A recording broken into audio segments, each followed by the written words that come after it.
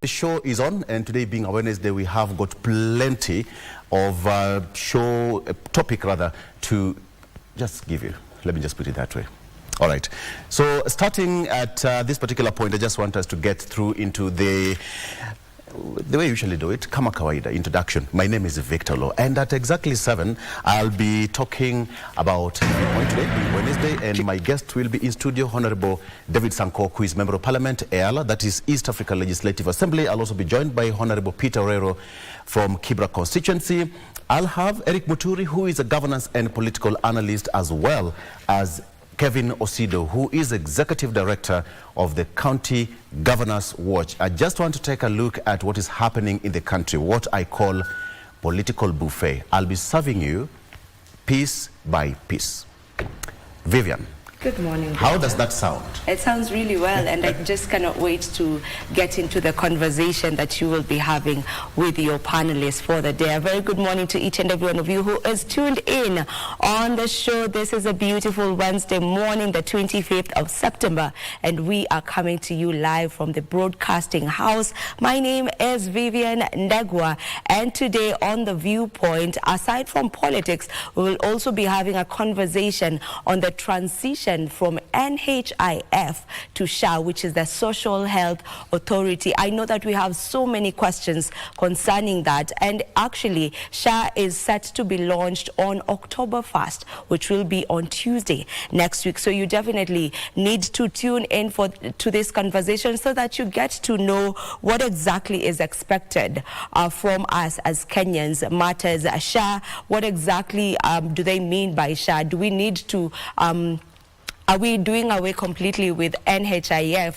Will the money that you've been contributing in NHIF be, brought forth to SHA? These are all the questions that we'll be getting into later on the show at around 8 a.m. And I will be joined by Dr. Elizabeth Wangia. She is the head of Health Financing, Ministry of Health. So I am sure you definitely want to stay tuned for that conversation. Mike, good morning. Good morning, Vivian, and to everyone who is watching, good morning, Kenya. Thank you for tuning in and welcome to the show. And to add on the buffet that we have prepared for you today on The Viewpoint, we'll be looking at the welfare of county workers, given that they called off a strike that was planned to start yesterday, citing some of the reasons that had contributed to the call for the strike is what they termed as discrimination in the increment of salary to public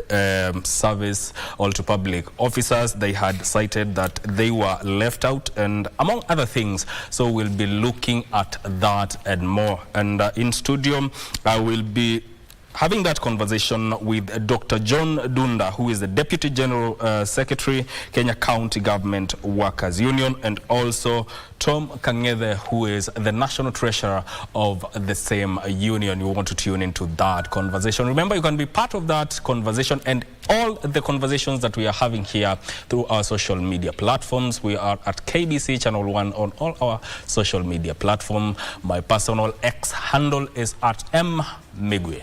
Good morning, Ray. Good morning to you, team. Indeed, you are in for a buffet, as you say.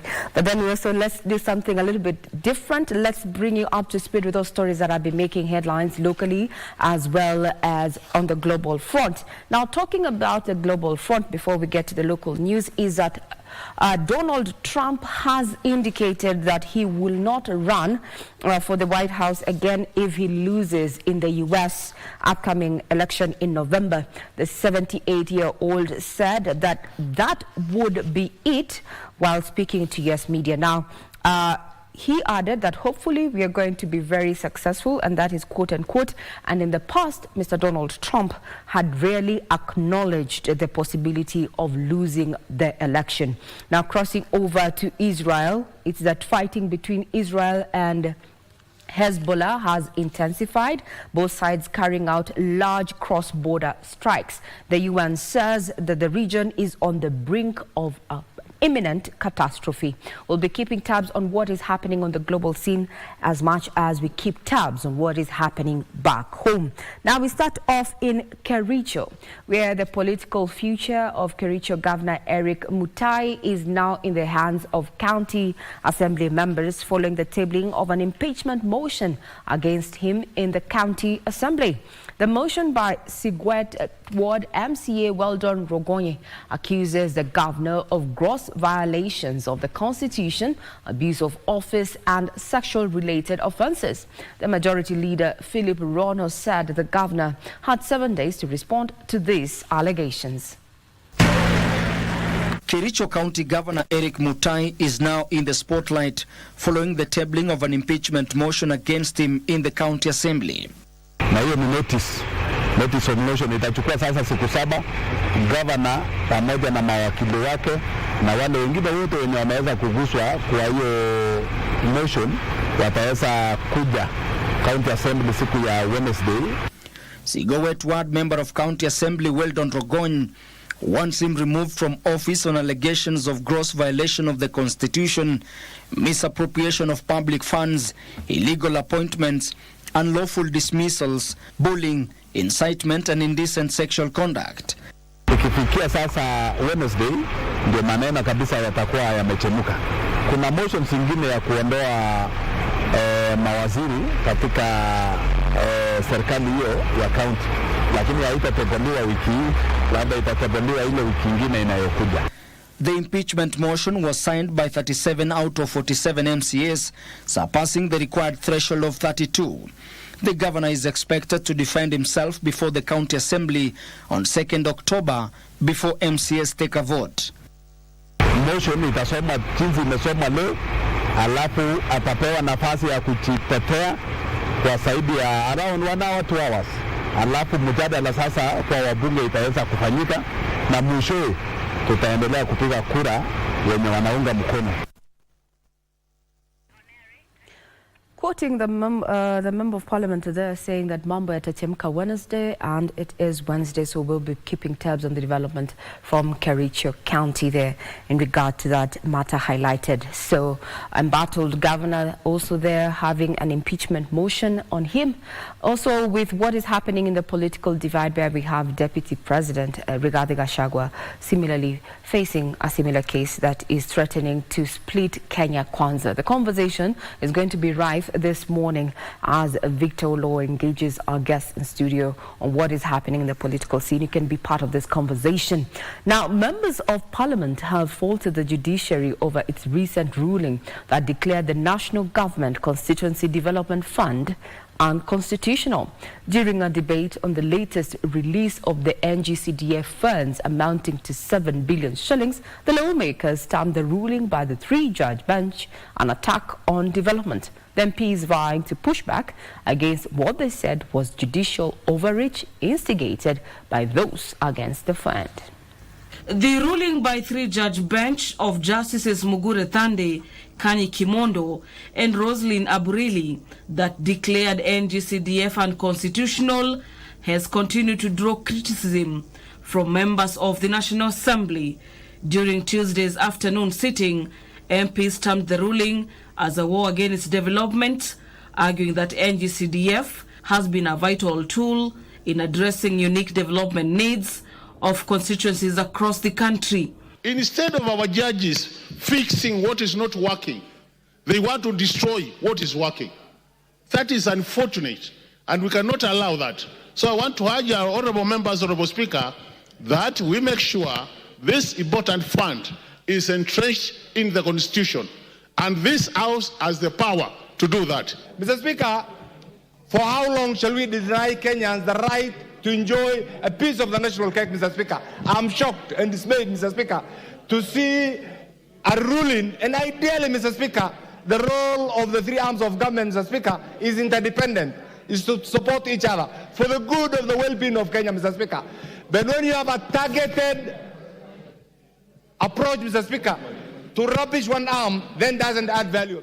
Members further claimed that agencies responsible for bringing cases against the fund are inherently anti-development. We can also not be a house of lamentation We are the ones who make the laws in this house, Mr. Speaker.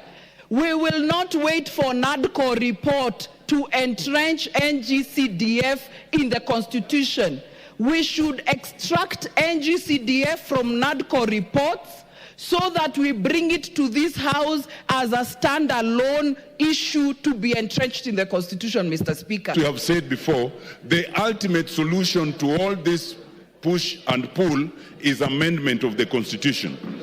And that amendment, Madam Speaker, we have already agreed, even in the Justice and Legal Affairs Committee, that we want to make it a standalone amendment away from the entire NADCO report. It is our view as the lawyers and at the Justice and Legal Affairs Committee that we can execute that amendment without requiring a referendum. They also added that the opposition to the fund was motivated by vested interests and call upon the House to amend the Constitution to entrench NGCDF fund into law to avoid future judicial challenges. As an intellectual and as a bright lawyer, this is one thing I am willing to defend to my grave. Bora usiguze NGCDF. Wengine wanasema bora usiguze mulima, mimi bora usiguze NGCDF. Hapo tutapigana.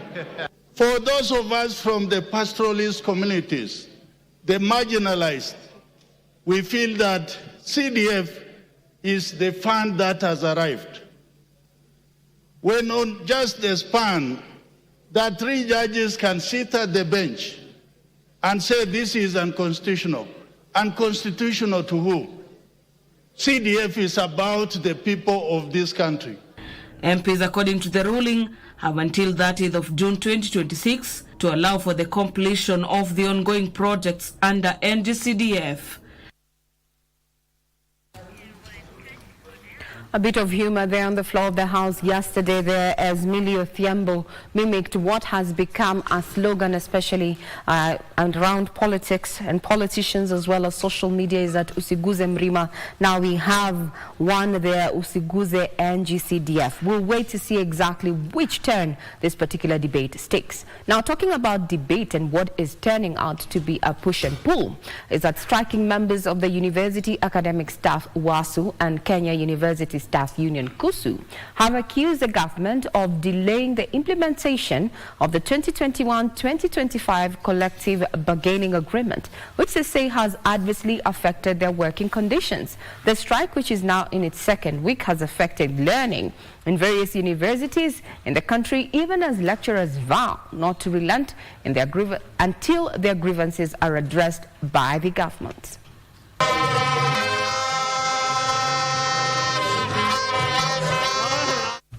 Learning in various public universities across the country has been paralyzed for the 2nd week now after lecturers downed their tools to demand the implementation of the 2021-2025 collective bargaining agreement.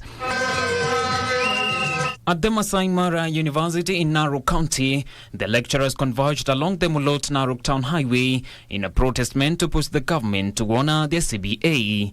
The government walked out of the negotiations of this CBA, and we have been having and showing interest of continuing with these negotiations at national level, even though the government has not shown commitment to give us any increment.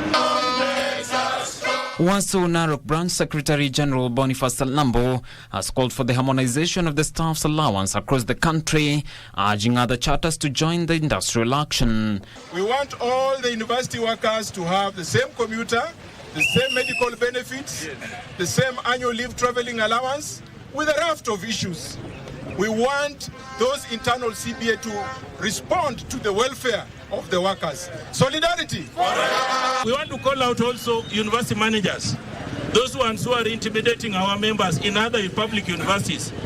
Be on notice that anytime, anywhere, we will book vehicles, we will drive to your university, and we will come there and pull you out of that office. Similar scenes were witnessed at the Tomboya University in Homa Bay County. The lecturers joined their colleagues across the country to voice their dissatisfaction on the delay by the government to address the grievances. We are also saying that Tomboya University has no CBA. I wonder loudly, how is the council of Tom Mboya University operating the university without a CBA? That is why we had to present this to the legislators, because we cannot be a university where people are flying out every moment. Despite the recent ruling by the Employment and Labour Relations Court to call off the strike and allow for dialogue, the lecturers have vowed to continue with the industrial action until the grievances are addressed.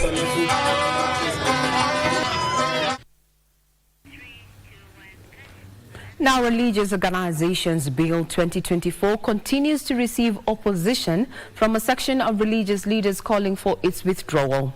The man of the cloth said the contents of the bill were in bad faith, terming it an affront to the institution of the church. Nancy Okware has the details of the uproar on the bill that, among others, seeks to regulate church operations and tax offerings.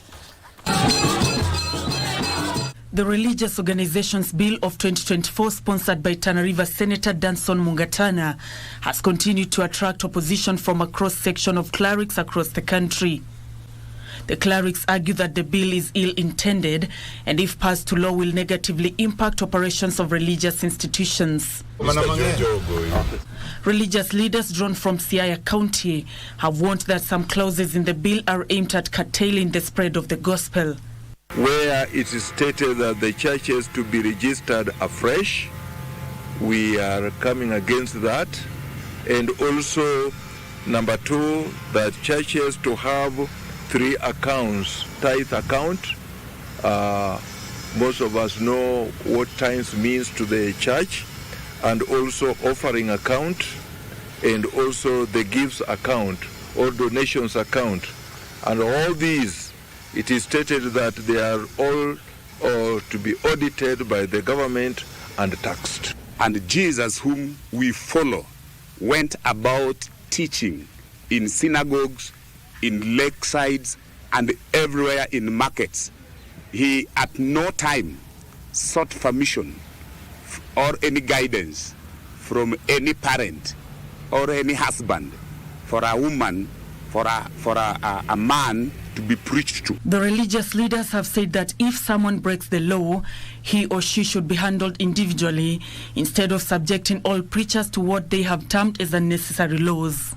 All churches that are currently registered have not done anything wrong. Just a few, like the one of the Shakahola case.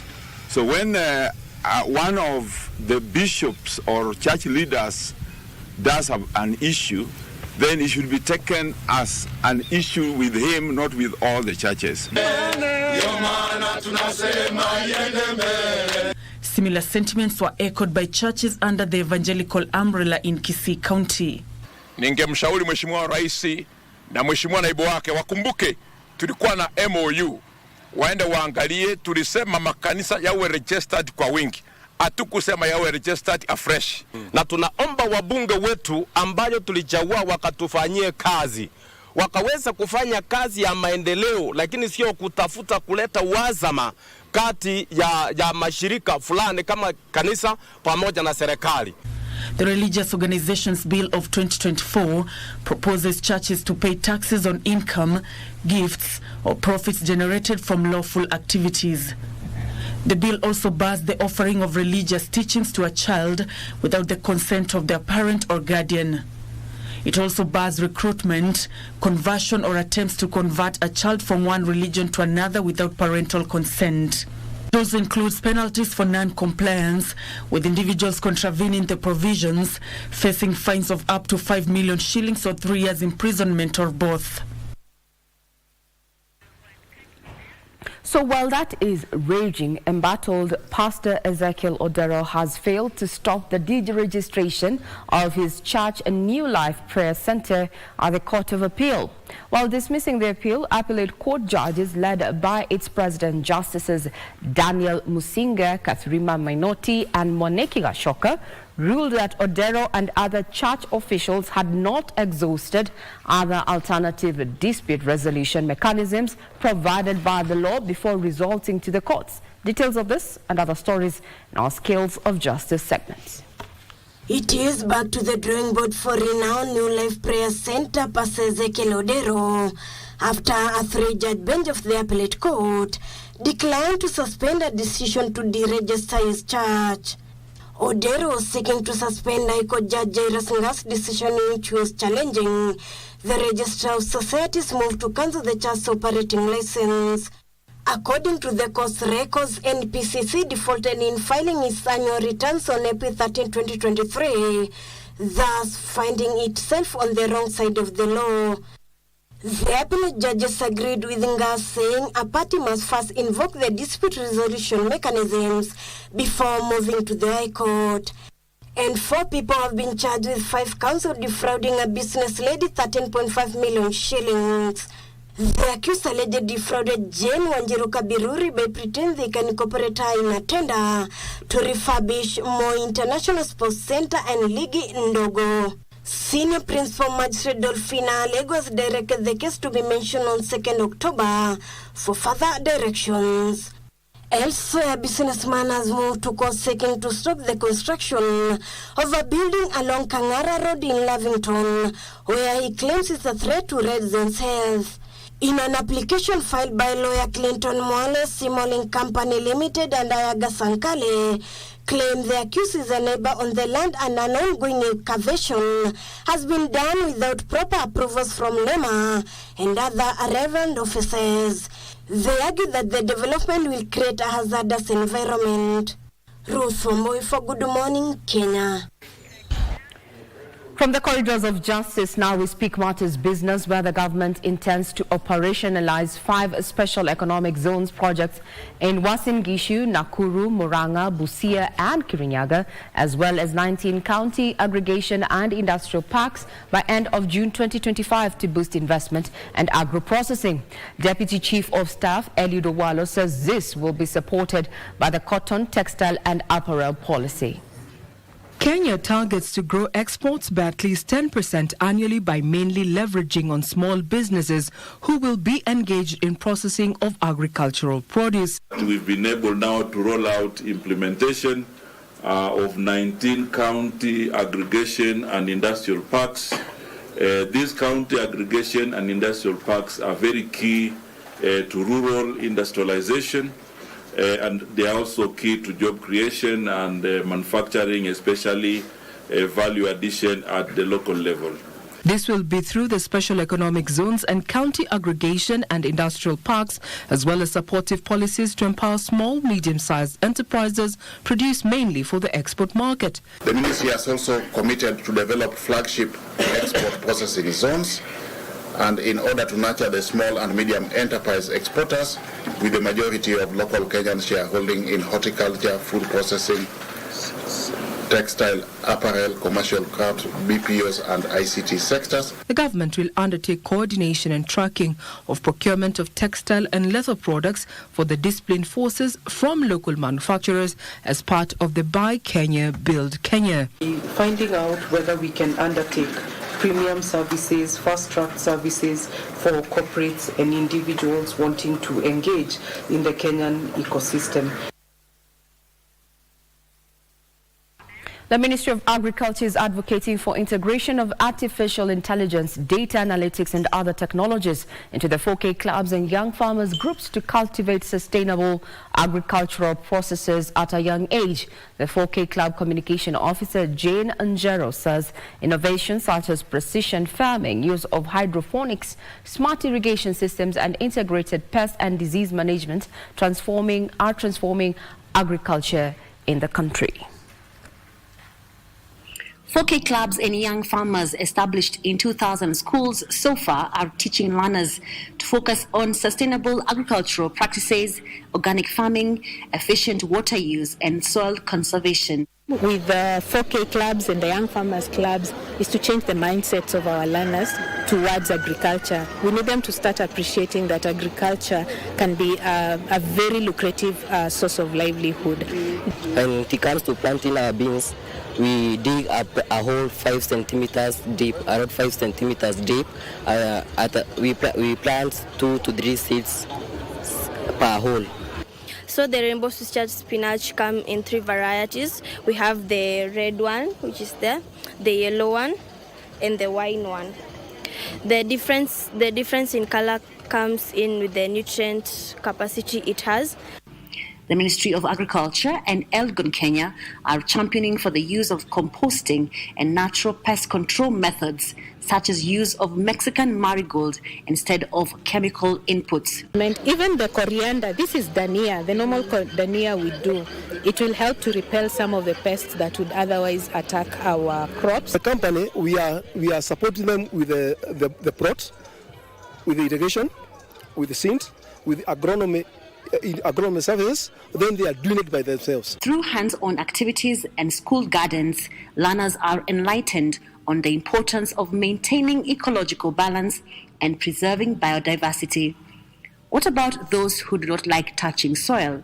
You can use planting material like peat moss. It doesn't dirtify your hands, but it is made such that it's able to absorb moisture, and therefore you'll just need to water the plants and provide nutrition. She says harnessing data and machine learning is critical for 4K clubs to predict crop performance and market trends. The number of students taking up agricultural engineering courses has declined over the years, and it is for this reason that the Ministry of Agriculture is pushing for the integration of 4K clubs in schools and modern farming equipments like the one I am sitting on to embrace farming activities and to ensure that farming is just as lucrative as courses in law, engineering, and mathematics.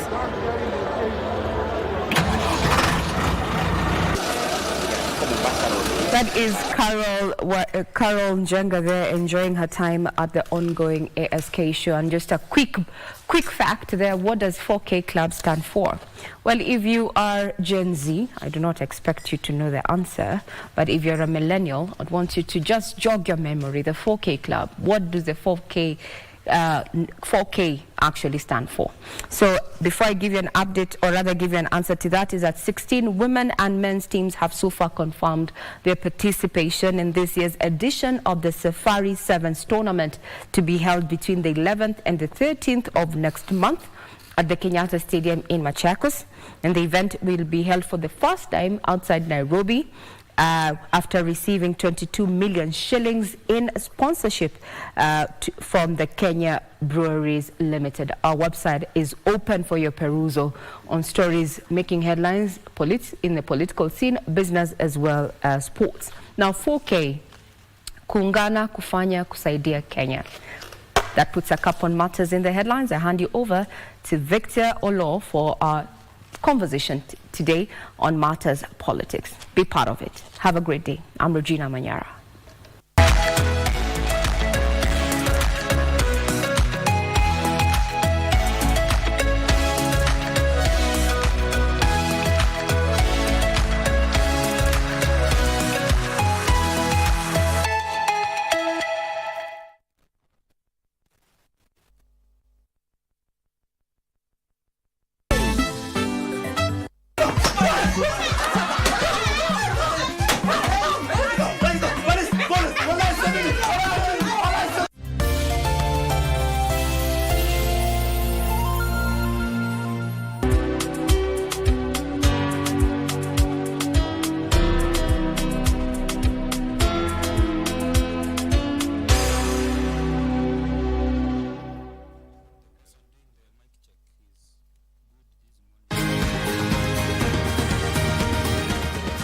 Joining us on Healthy Living. Stay connected to Voice of America at voanews.com.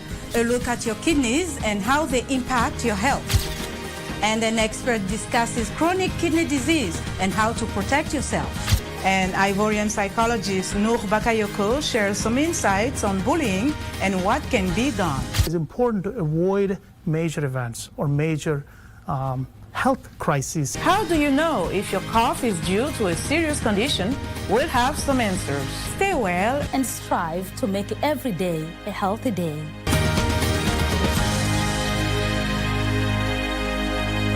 Ever crazy.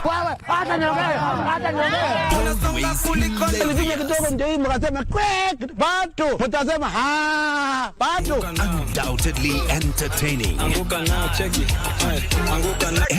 mind-boggling. We are doomed. We are doomed. Members of The Savage Netizens. Capturing that unique moment.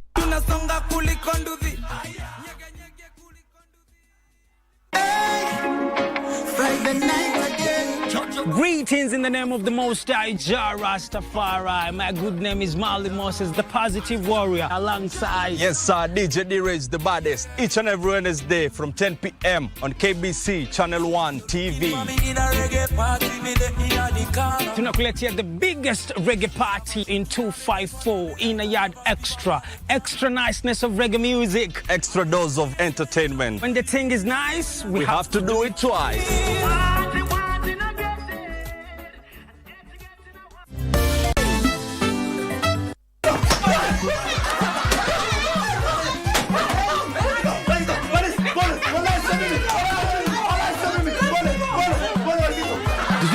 What we could do with that much wealth?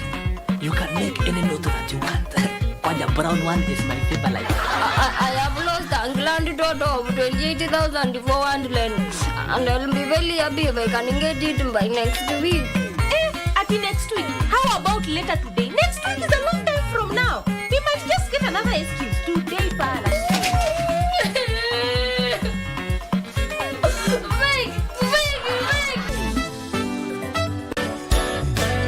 I'm Brittany, and I'm here to talk about my sport that I play. I play golf. It's a very nice sport. This is a driver. A driver is the strongest club of all clubs. It helps you hit the ball as far as you can. And today's story takes us under the ocean. And under the ocean we meet Squiglet Pig.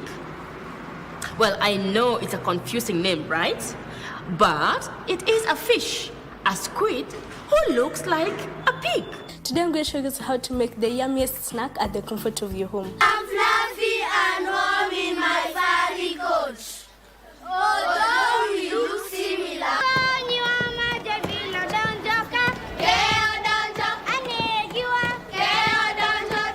If you believe you can move the highest mountains, cross the greatest oceans, walk across the water.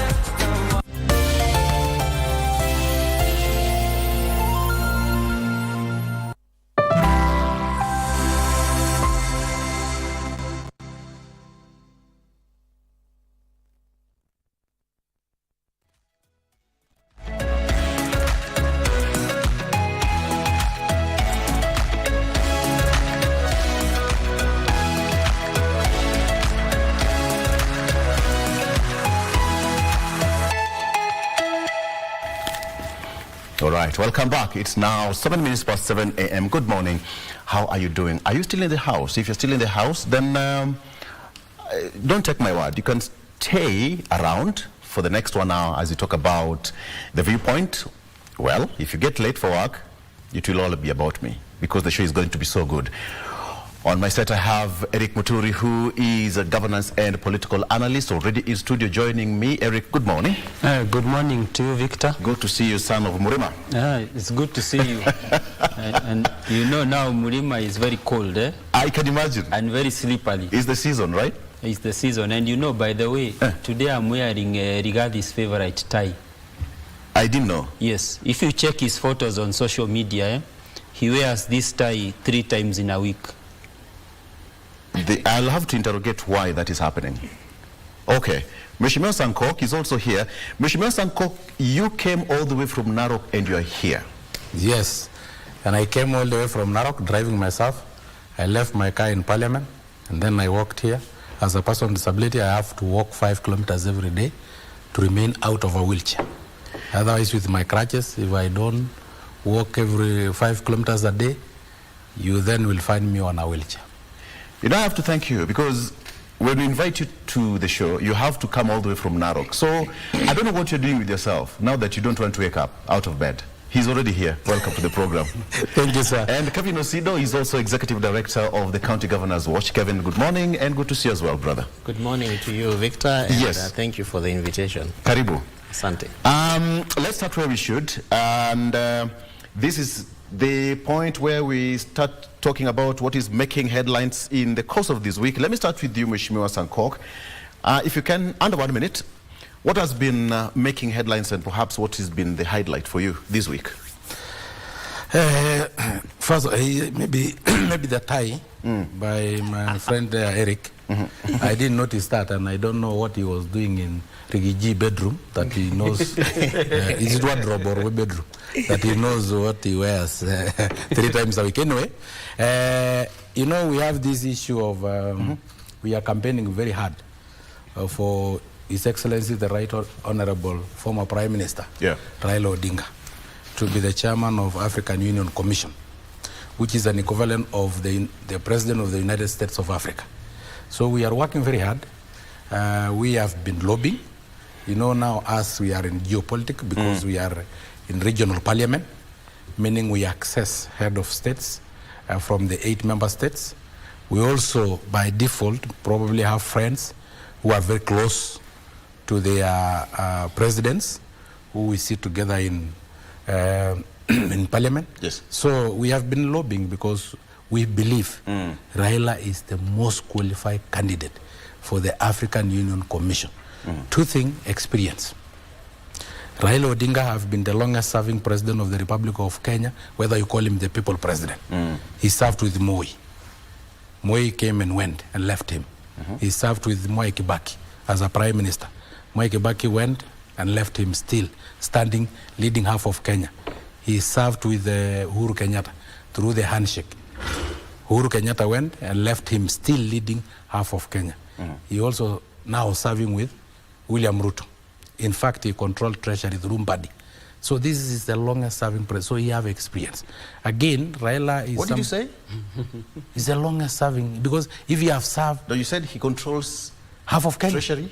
He controlled treasury through Mbadi. Now Mbadi is from ODM. So it's literally ODM who are running treasury. And if you run... Well, I don't know how he controls treasury through Mbadi.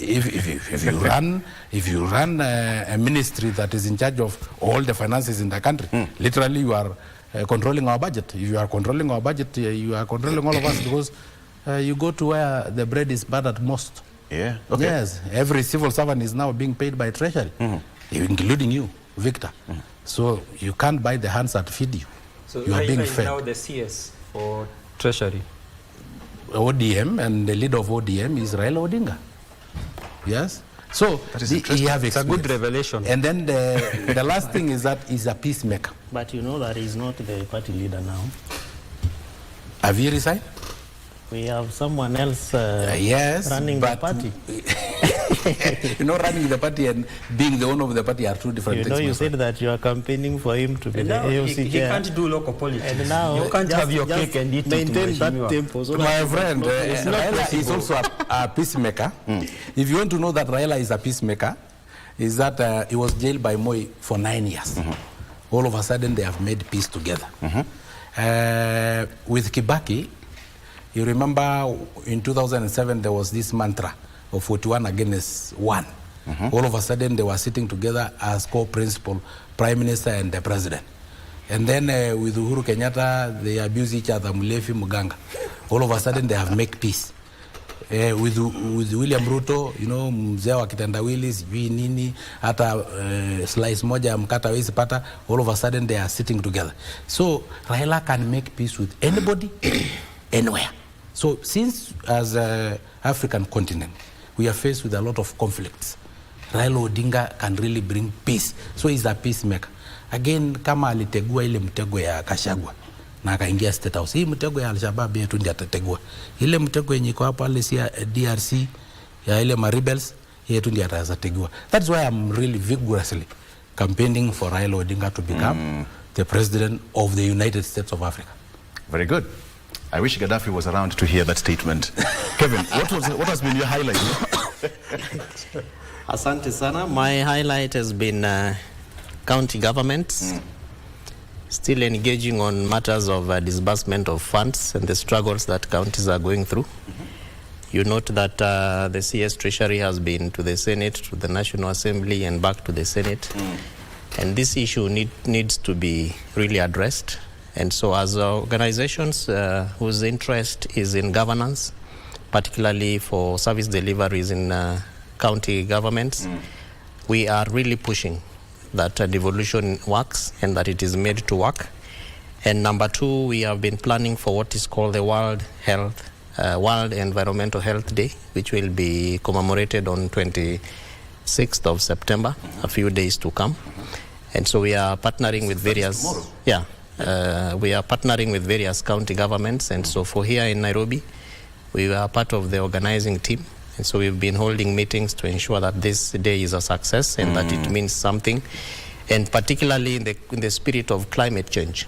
So we are looking at how to build resilient communities that are able to deal with the risks associated with climate change, and therefore to also build their capacities to underscore issues of mitigation and also adaptation. And in the same spirit, you notice that about an year ago, the president launched what is called FLOCA, funding local climate change adaptation programs for all county governments.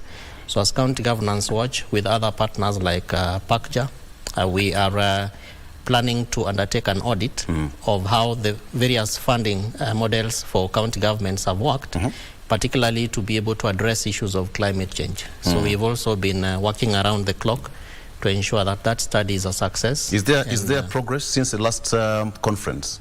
Yes, there's been progress since ACS, Africa Climate Summit, the first conference, and part of the progress is indeed the fact that almost all the 47 counties, with the exception of 2, Mombasa and Nairobi, I think Mombasa now did theirs 2 weeks ago, have been able to put in place climate change units.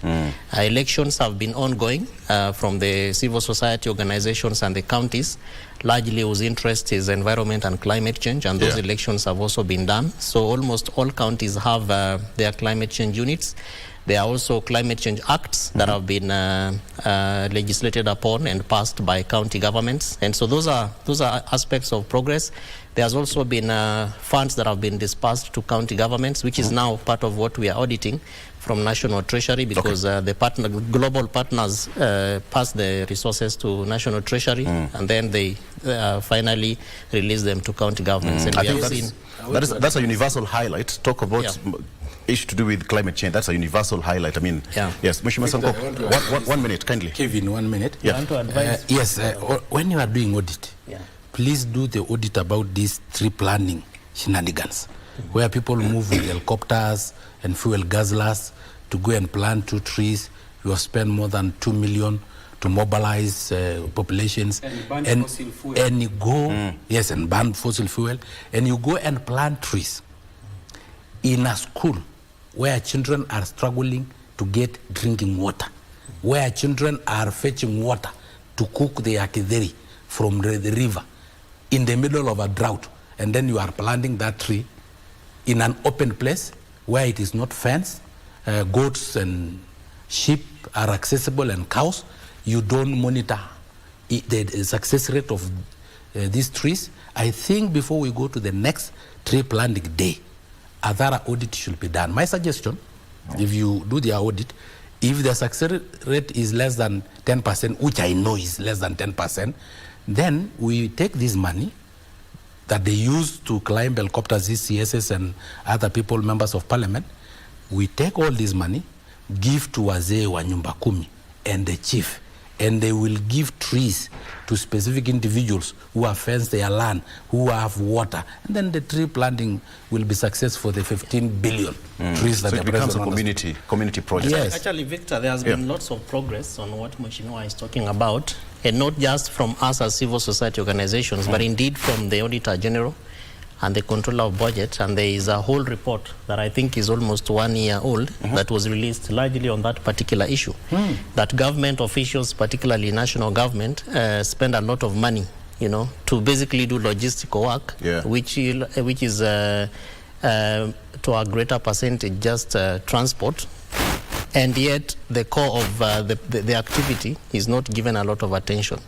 And even for the activities or these processes that I'm talking about, we have tried to run away from engaging with government officials coming to launch a tree planting process. Imagine 2 trees. And hence the reason for the local units. We are talking about climate change units. People who live in those areas, they come from those areas, they know the adaptation models and even the trees that can grow in their areas. So that's why we are running, more or less trying to advocate that local communities be empowered to take charge of this process, and that if you have to come, then come with your speech if you want to read a speech, and you don't have to spend lots of those hundreds of thousands to millions of shillings just that's for why we have an event. Agronomist or something? Yeah. To do feasibility study and see the soil suitability. Yes, Eric, good morning. Good morning. Thank you, Victor.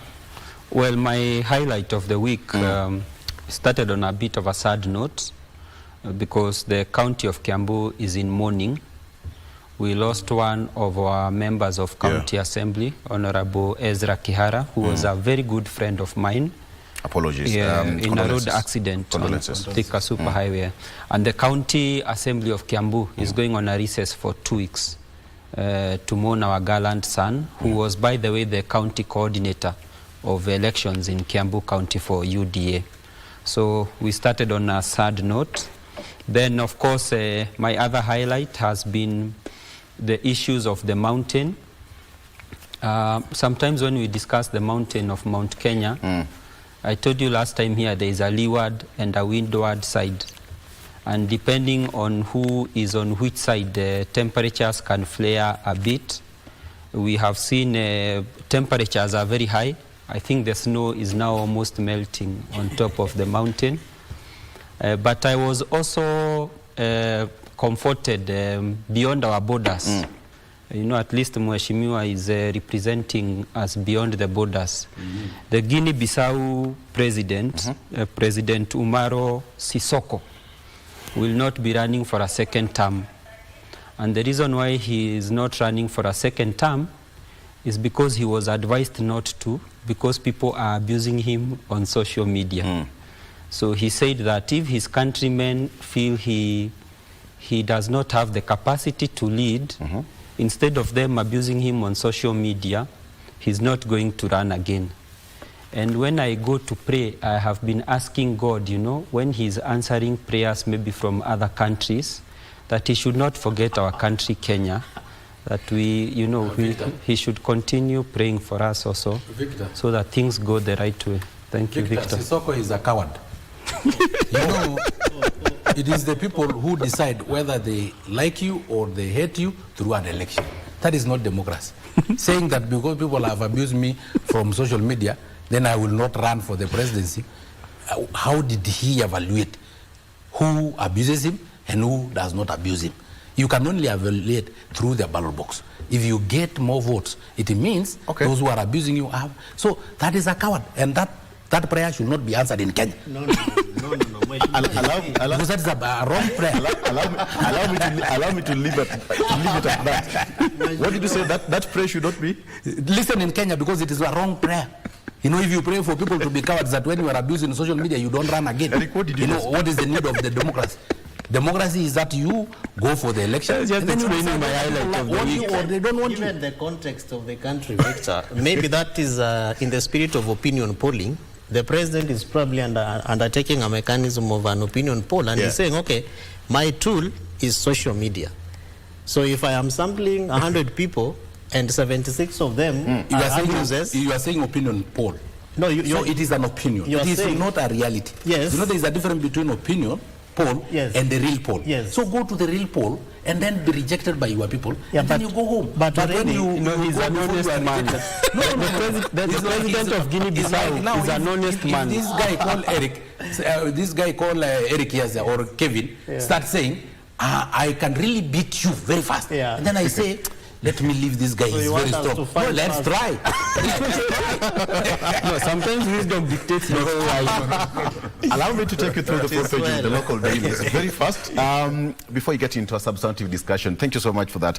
I like the highlights of the day. Okay, so of the week rather. Where we get it all wrong with police. That is on the front page of the Standard newspaper. Where we get it all wrong with police. A revelation from the former Chief Justice, that is David Maraga, who has been chairing that committee. Report by Reforms Task Force led by retired Chief Justice David Maraga reveals that massive corruption at recruitment and training of many officers has led to an end product that is not grounded in matters law and security, and there are pillar of their functions. That is what is here on the front page of the Standard newspaper, perhaps for the sake of evidence. That is, we have it. So you can take a look at that newspaper and read more in details. ODM irony, not in opposition, not in government. What are they?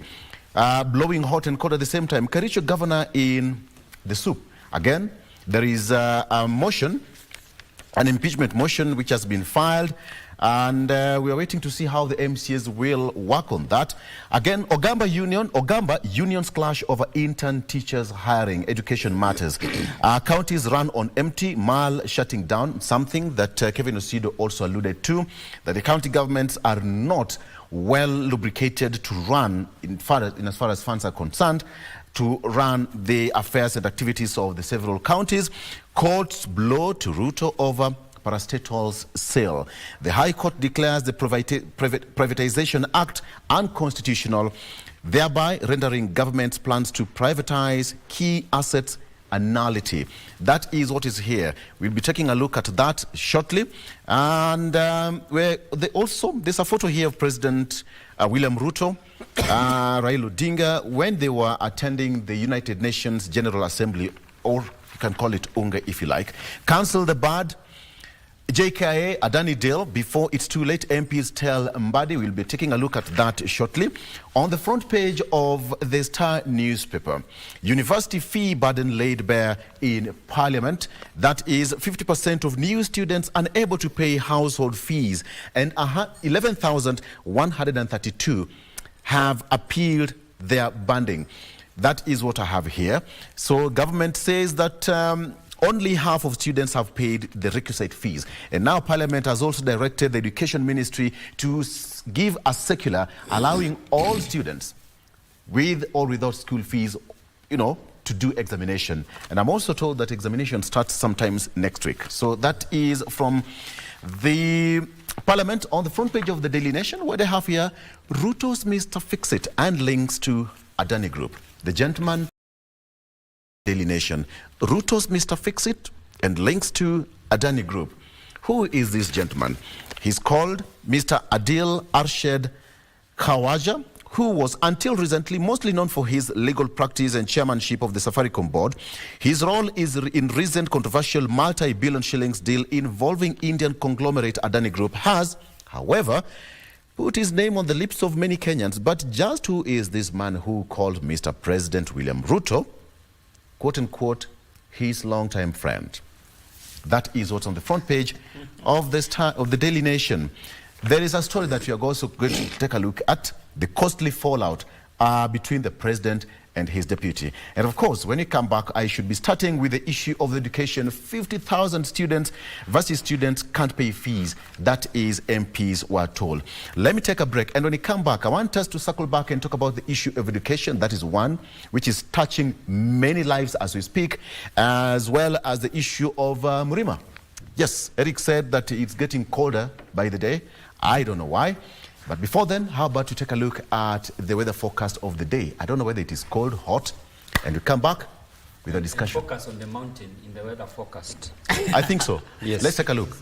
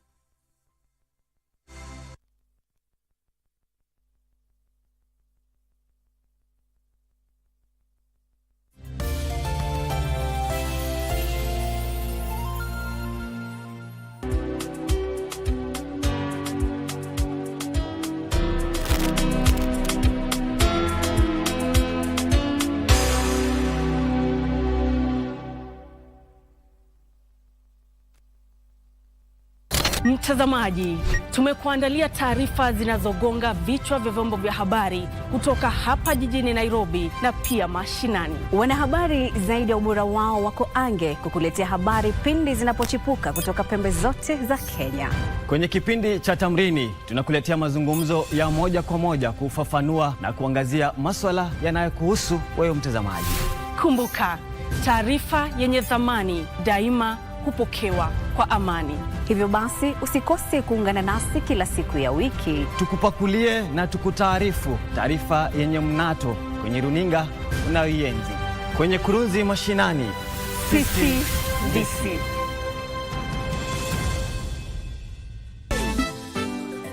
Naomba niwasalimu nyote. Hamjambo? Hatujambo.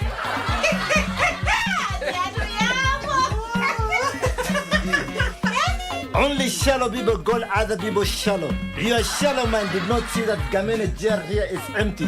Shallow Saleku. Dadangu usiogope hata. Kwani watakaje? Just imagine You were starting to piss me off. She just said she's having a situation. Si ni mawazo tu. You see, Mr. Nobot, our parents made this deal for us. What you can do is to bring the best out of it. Of course. I've already served you with the question papers. What else do you want? On KBC Channel 1, we are a TV station like no other. Get a taste of the best in entertainment. Yes, indeed. Feel the passion. Will you promise me? I swear that you will never lose me. I can't get married to you. I'm sure you knew about it. That's why you're making fun of me. Experience the drama. Get out. Who is the man in this one? And the laughter. Hii wigi umevakishwa zile wakati tulikuwa tunaapishwa tunapewa mheshimiwa.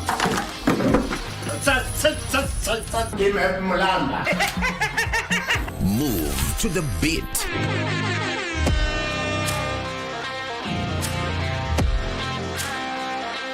We are live from Broadcasting House. And get informed on the latest happenings. KBC Channel 1. Wow. Yeah! We are the full package. Oh, yes. And Kenya's watching. Thank you very much for joining us.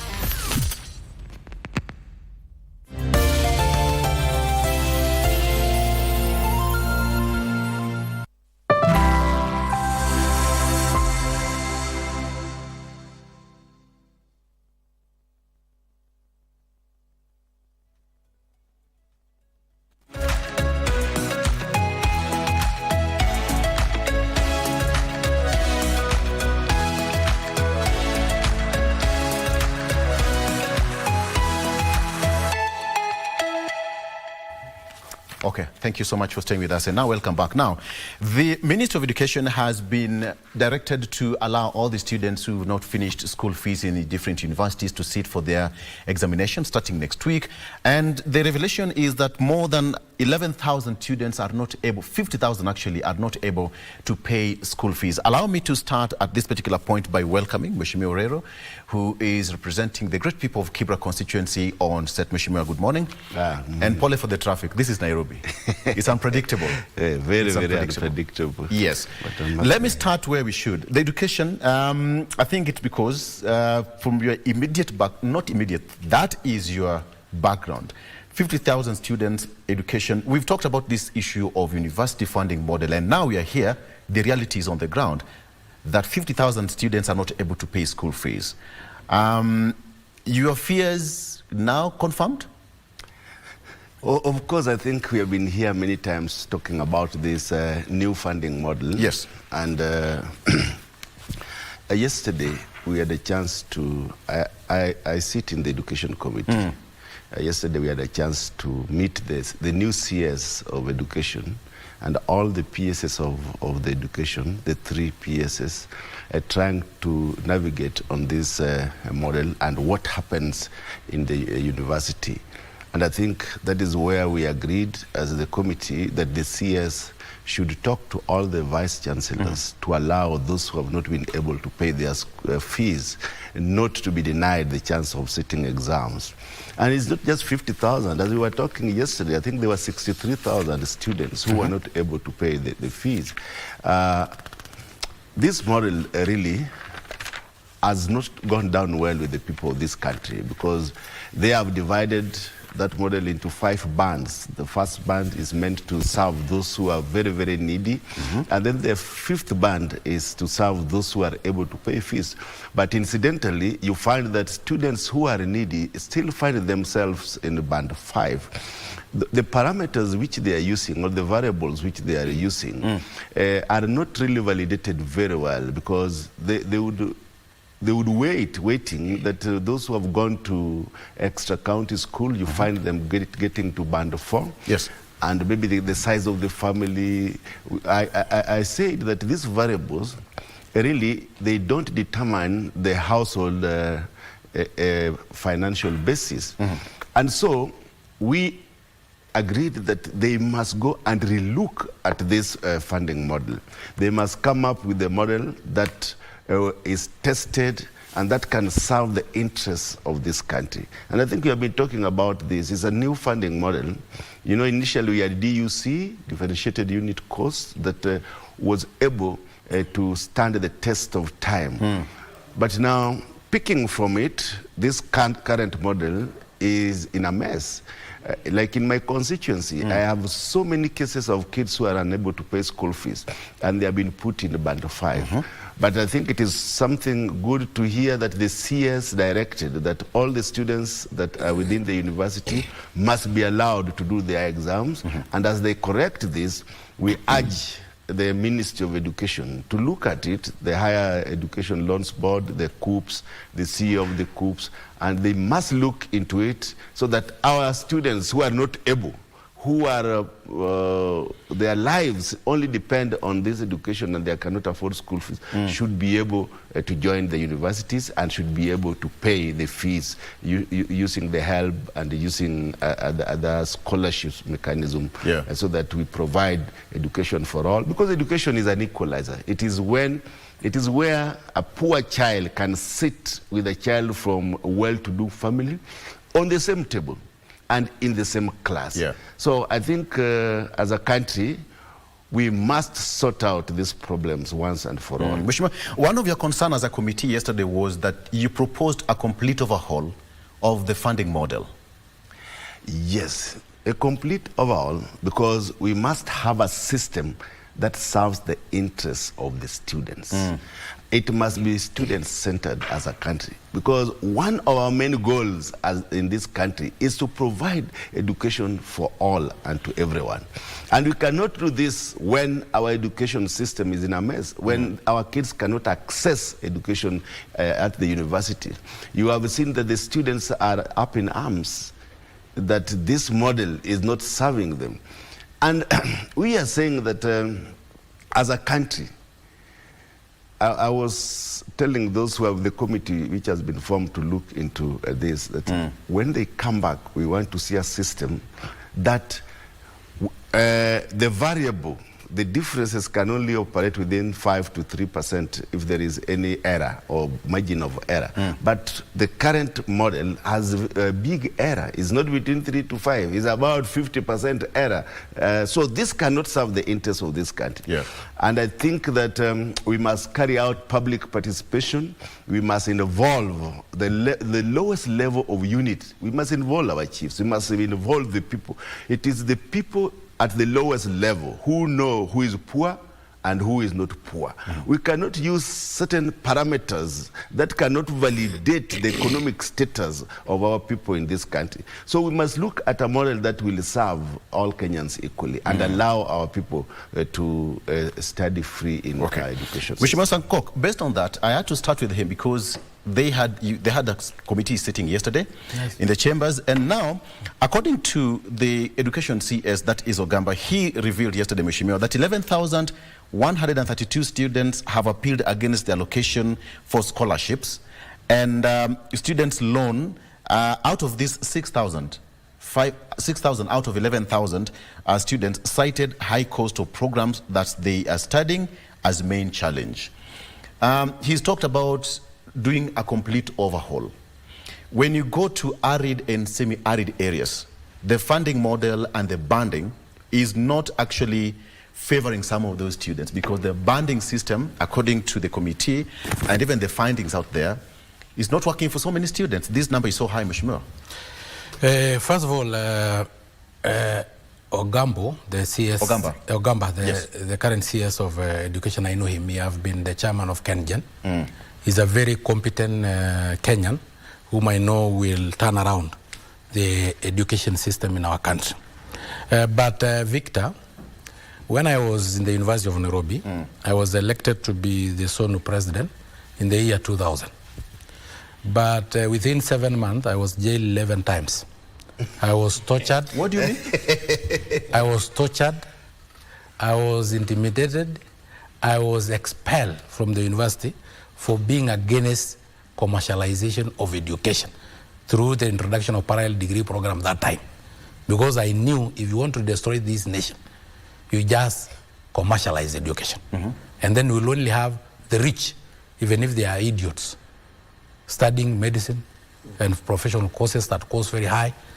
And since some of them may be idiots, they will send Kenyans to medical tourism.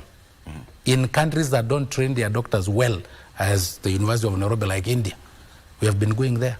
We have gone back to herbal medicine. We have buildings collapsing because those who access civil engineering were those people with money, and they may not be competent enough. So I have been very consistent in being against commercialization of education. But we can make education very free in Kenya. Victor, we have HELB loan, which is 32 billion. We have NGAF bursary, which is 1 billion. We have CDF bursary, which is 20 billion. We have presidential bursary, which is 3 billion. We have student capitation, which is 200 billion. We have county government bursaries, which is approximately 30 billion. We have university funding, university fund, which is 20 billion. All this is passing through the hands of commercial eaters so that they can eat the money. Commercial eaters are the likes of the salaries and remuneration that we pay for 290 CDF officers and officers. It is the amount of money we pay to 1,800 ward bursary committees. It is the money that we pay to 47 county coordinators of NGAF, National Government Affirmative Action Fund. It is the amount of money that we pay for the management of higher education loan board, including renting anniversary towers. It is the amount of money that we pay for all these allowances that goes there. If we take the 306 billion, put them together, because the government is the owner of this 306 billion. The government, through NEMIS, have the individual number of each student, the grade the student is, the school the student is, the head teacher, the account number of the school of that student. So instead of passing through so many eaters, why don't the government take the 306 billion, send, for instance, 200,000 for education of university students? We'll only be able to use around 60 billion for that purpose. Send 50,000 to the 3 million students we have in high schools. We'll only be able to use around another 150 billion. So in total, we can make university education so free if we put all these funds together. And since the government is the owner of the fund, the government can send this money to every student because they have NEMIS number. We registered all our students, so the government knows the grade in which the student is, they know the school, they know the head teacher, they know the account number. So why do you have to give Mheshimiwa here money to go and give students? What for? It's the same government. So why should it pass through my voter here? And he's a very good friend of mine. But he should be given money for the roads, money for construction of those classrooms, but for bursary, send directly to the students. And we'll make education very free. Why should we have to give Higher Education Loan Board that money, send direct to students? Why do you have to give money to county if it is for bursary? So that the governors can eat something, so that the MCS can eat something, so that the 1,800 ward bursary offices can be used to rent those offices, can be used for those committees, and every committee want to eat something. That is why we have schools that don't exist. You see a gate, but there is no school. You see briefcase schools. You see ghost students being issued the checks. You see a headmaster, a principal, colluding with the ward bursary committee, give fake names, take the money, remove from the account, give to the committees, and eat something small. I'll come back to Mheshimiwa later on, and perhaps you'll just some of the recommendations that you've sent to the Ministry of Education on the recommendations on how you can do a complete overhaul of the education system. But Kevin, listening to the two great minds, what do you make out of this? Victor, what I make out of this is that we need a national conversation on education.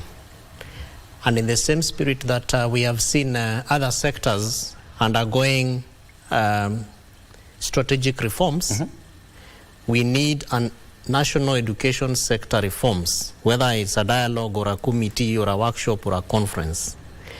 Now, that might also not give us probably the best.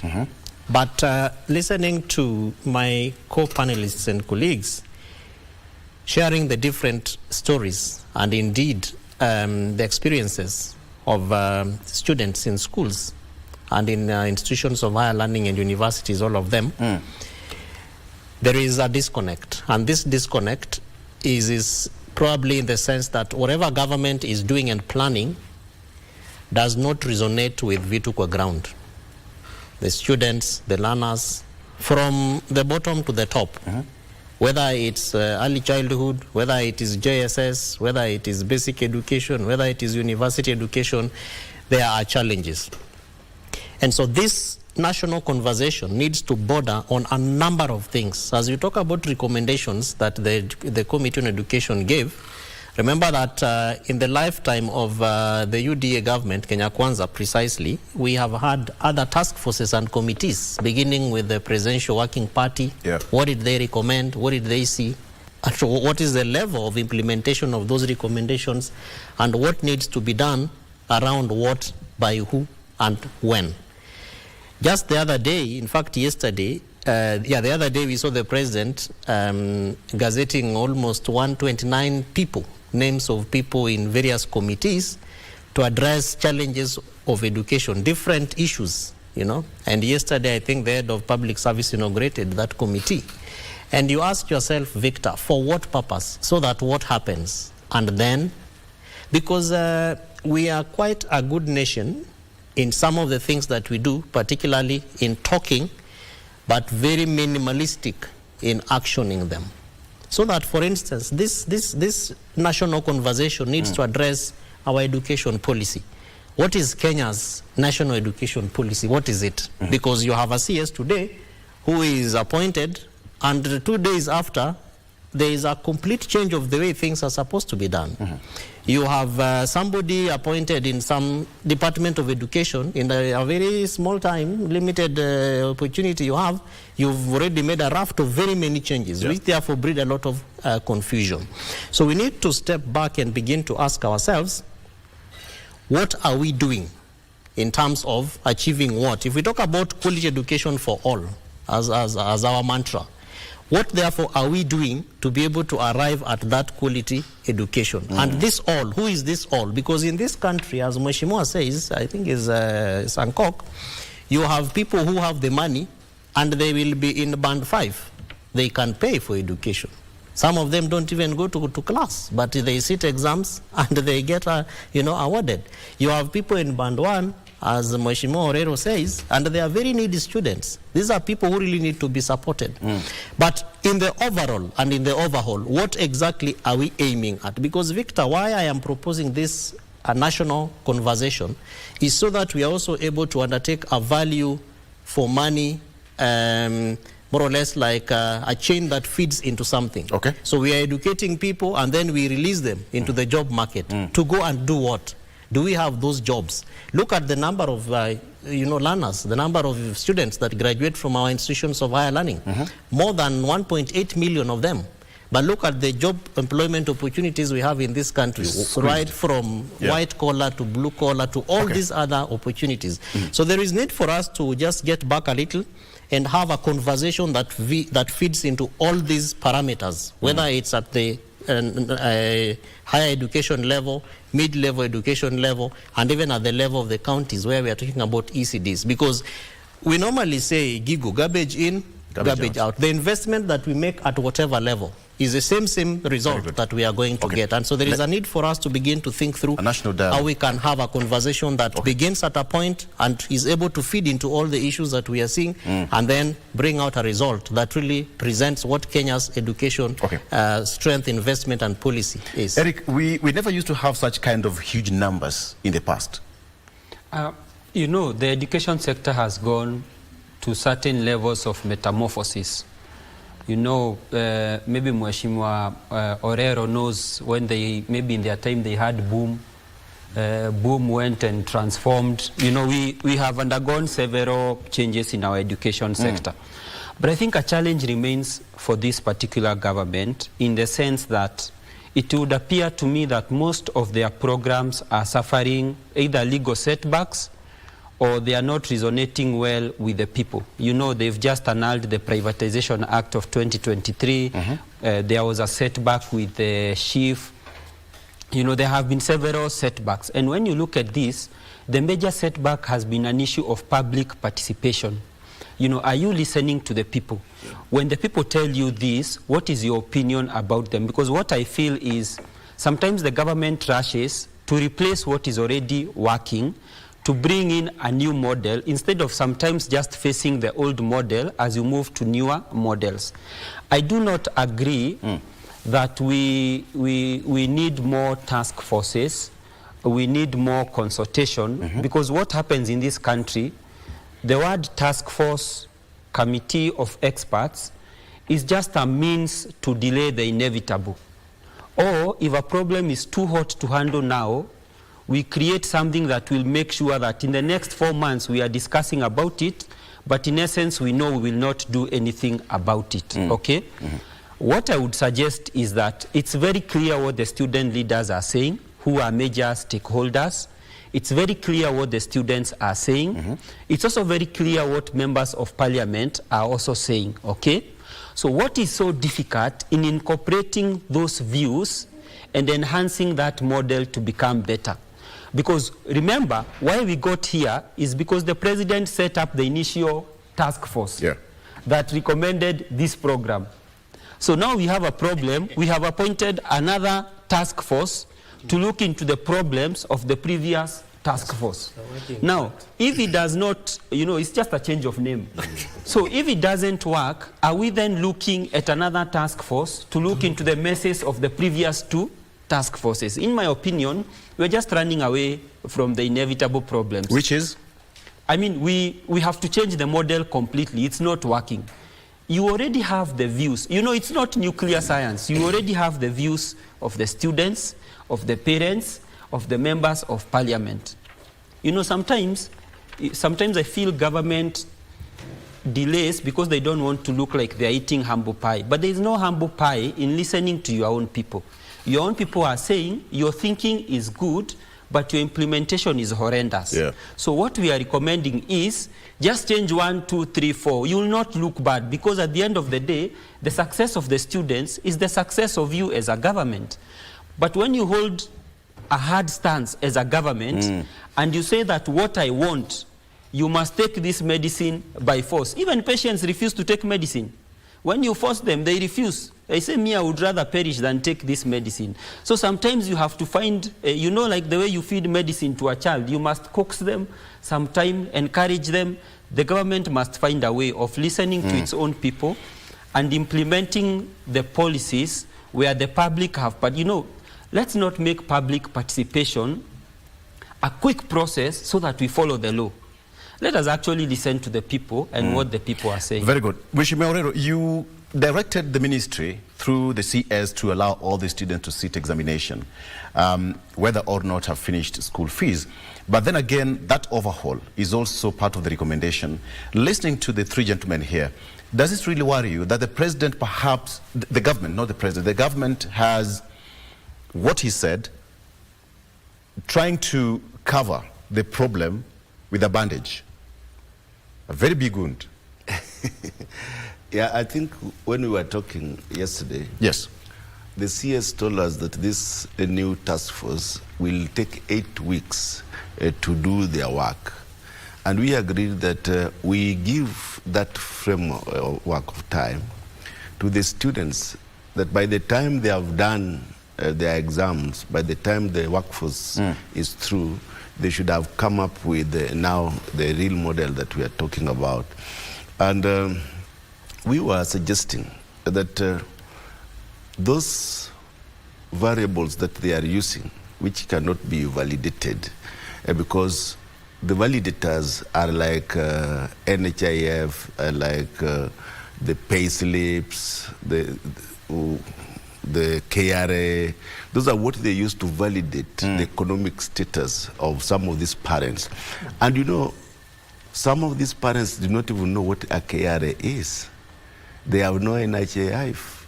They have some of these things, they are just hearing about them. So they are not authentic. We are saying these values are not authentic. The variables themselves also do not meet the standards. Like, let's say, the size of the family, or when you are a single parent. You can be a single parent, but you are capable. We can be I could be a single parent and another one, yet me, I can pay school fees for my kids.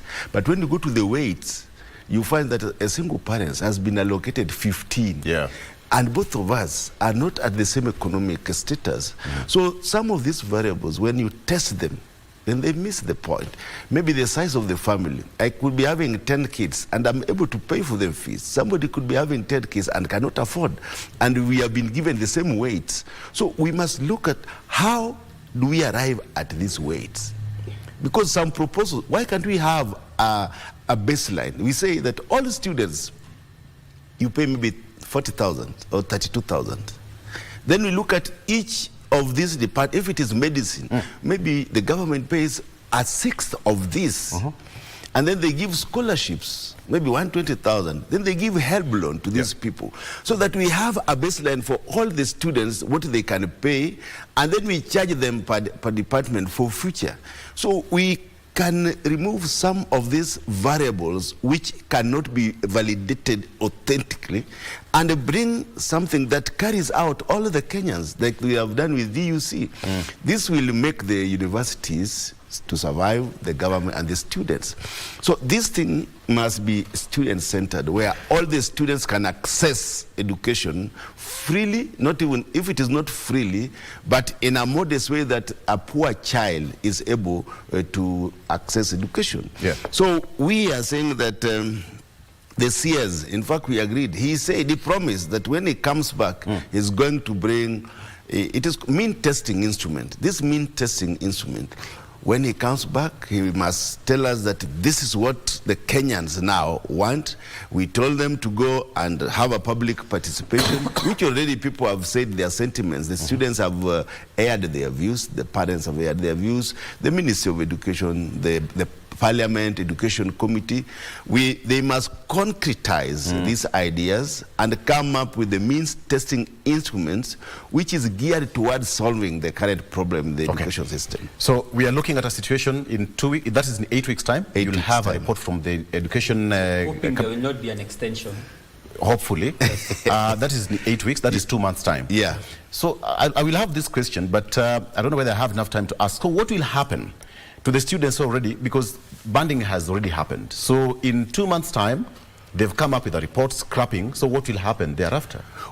What we are saying is that now we have intra-university, first we have intra-university transfers. Yes. In terms of departments.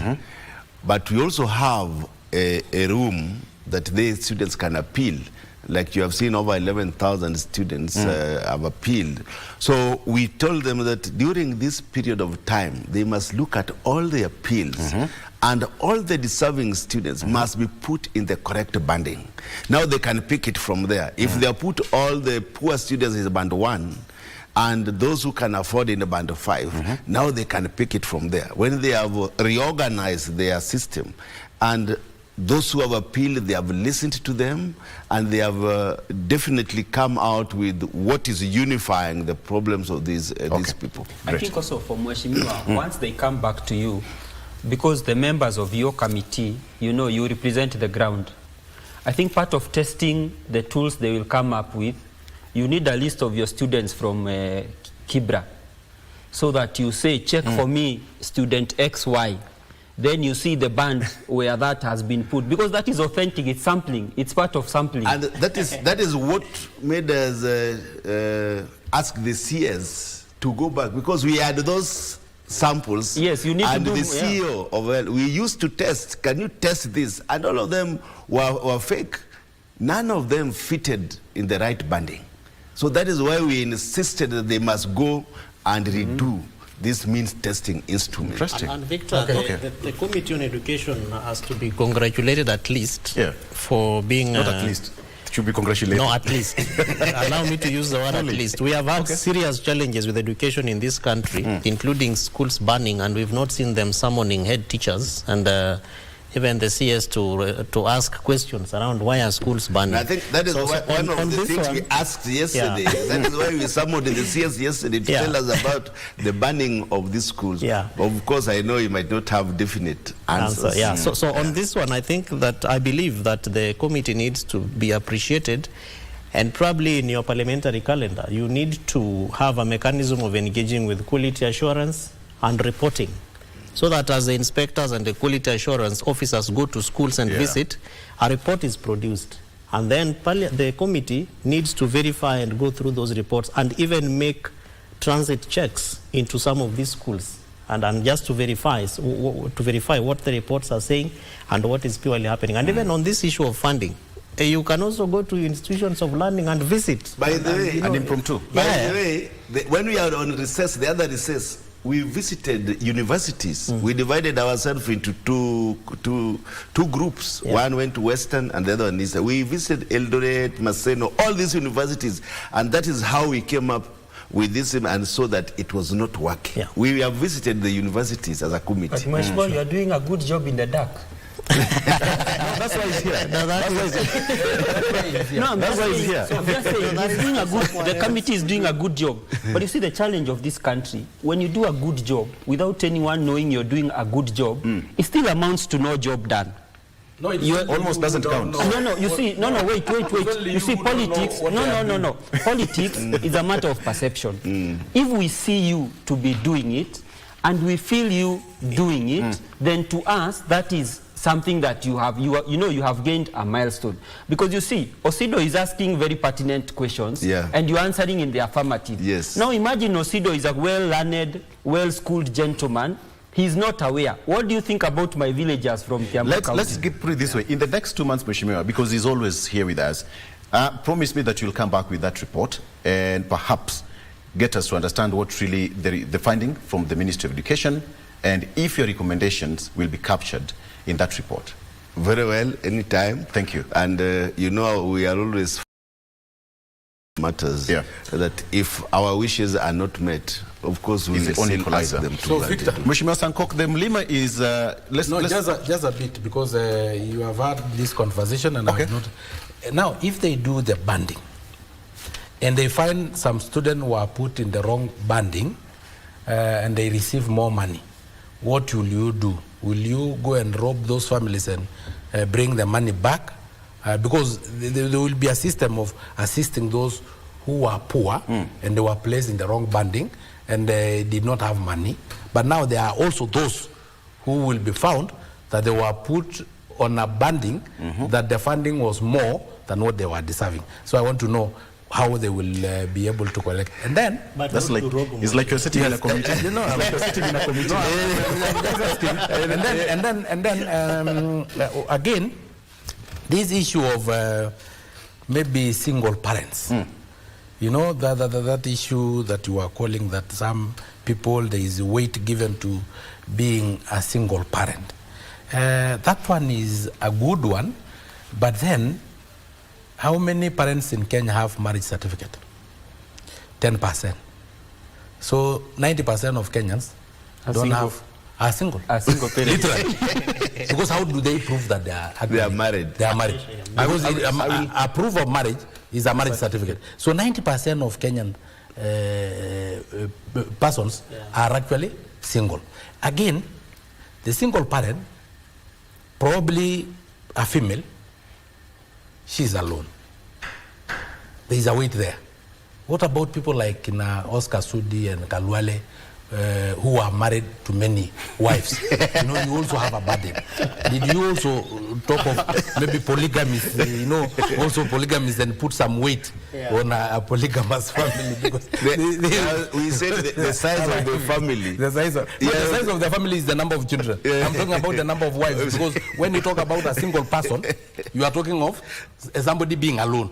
What about when there are so many? Leave alone the children. Leave alone the children. It's about how many mouths you are feeding in terms of polygamous families. You know. Also, I think they should also carry. Because we're running out of time, Mheshimiwa, I'll give you time. It's like we are in a committee now, Committee of Parliament. Okay. Will you respond to that, Mheshimiwa? There's three questions. No, he had asked about how maybe if some students were given more money or that. Yeah. But this is just a management issue.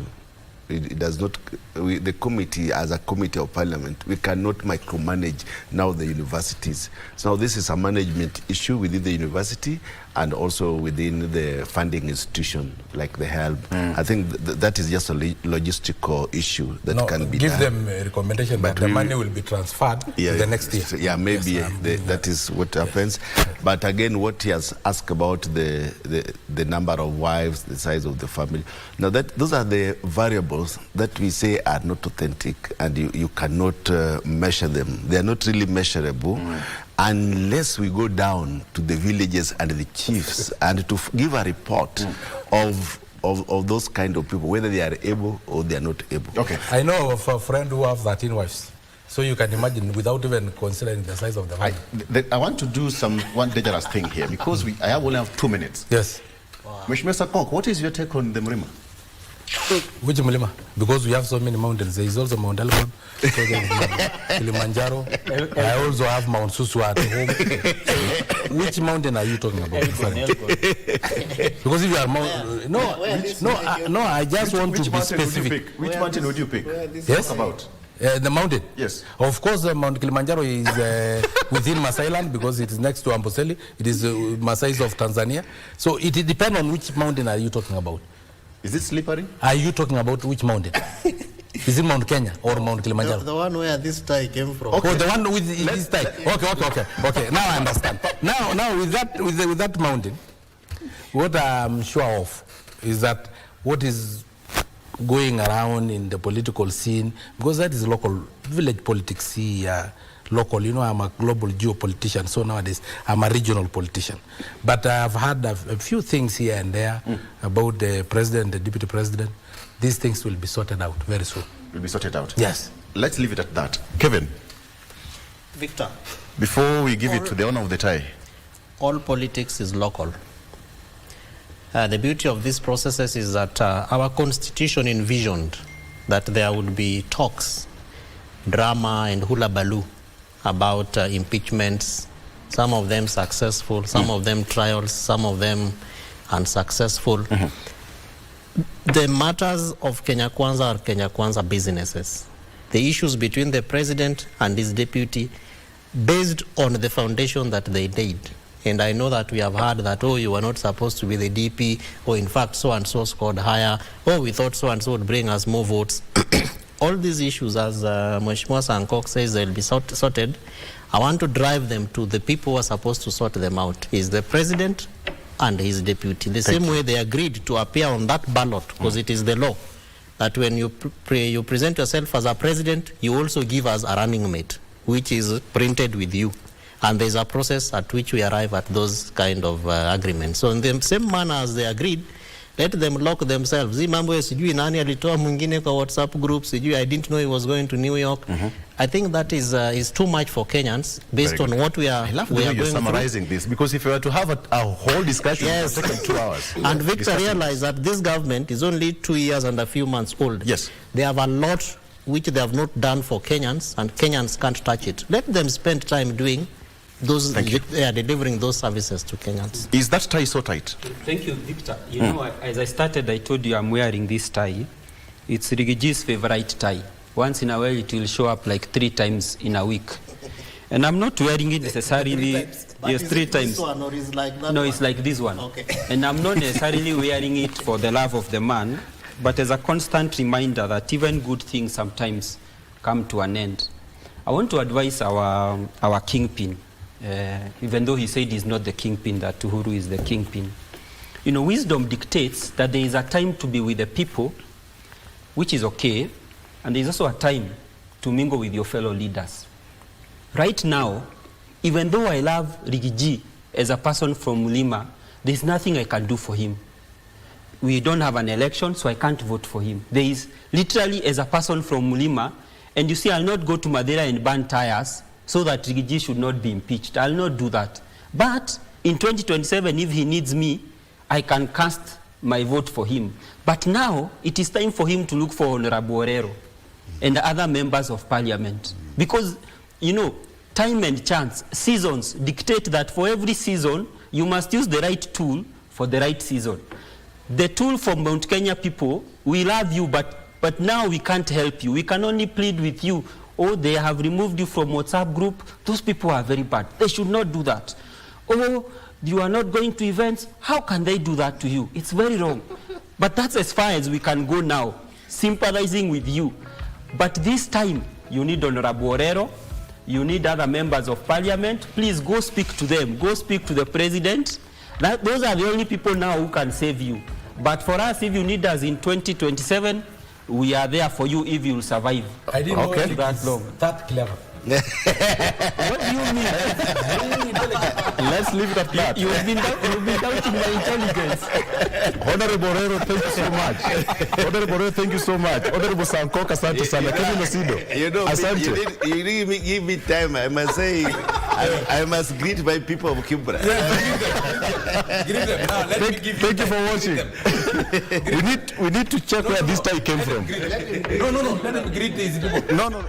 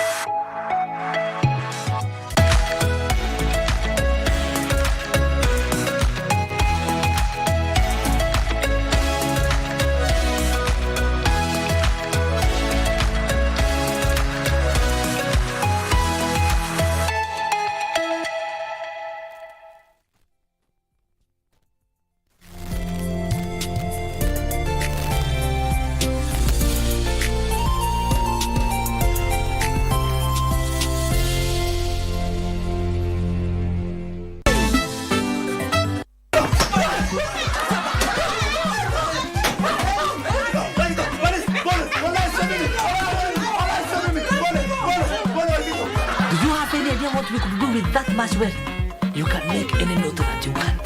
Kwanja brown one is my favorite. I have lost a grand total of 28,000 for one land. And I'll be very happy if I can get it by next week. Ati next week? How about later today? Next week is a long time from now. We might just get another excuse. Today, para.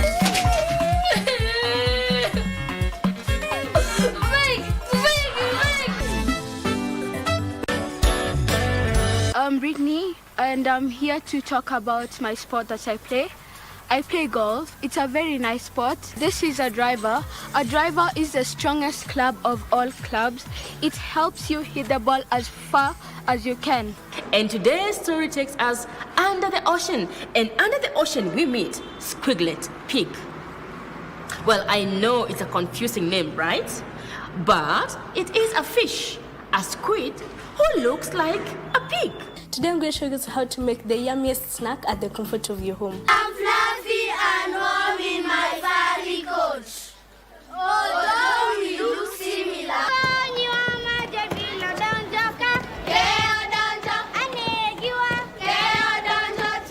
If you believe you can move the highest mountains, cross the greatest oceans, walk across the water.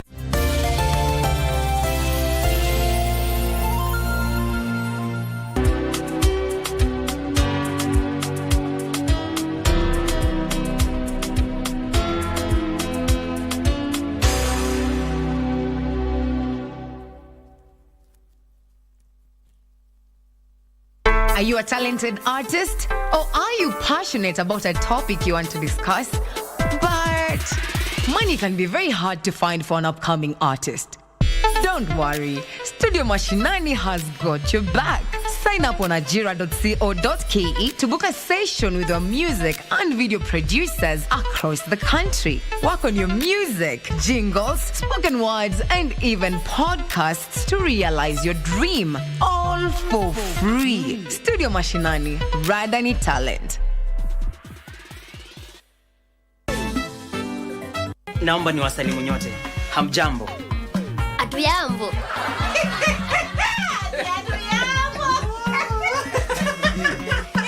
Only shallow people call other people shallow. Your shallow man did not see that Gamene jail here is empty. Shallow Saleku.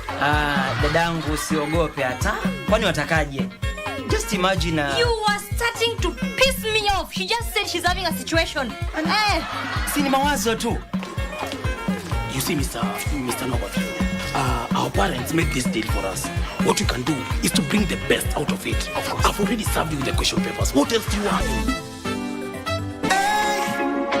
Friday night again. Greetings in the name of the Most High, Jah Rastafari. My good name is Marley Moses, the positive warrior, alongside... Yes, sir, DJ D-Rage, the baddest. Each and every Wednesday from 10 p.m. on KBC Channel 1 TV.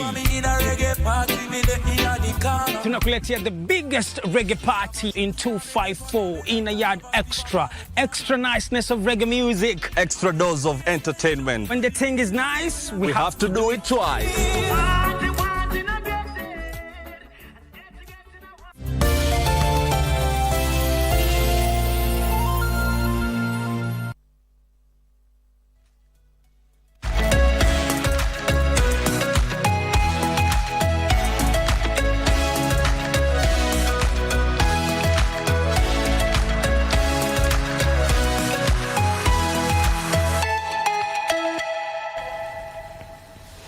Welcome back to the program. This is Good Morning Kenya. My name is Vivian Ndegwa, and we are done with the political segment. Right now we get into a matter that is just as important, and that is the Social Health Authority.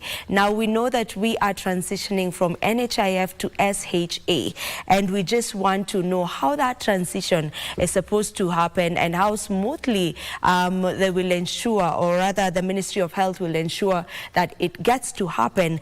And all the questions that you may be having concerning that shift, we'll be asking all about that here today. And joining me for that conversation is Dr. Elizabeth Wangia. Dr. Elizabeth is the head of financing, Ministry of Health. Just the right person for this conversation. Good morning, ma'am.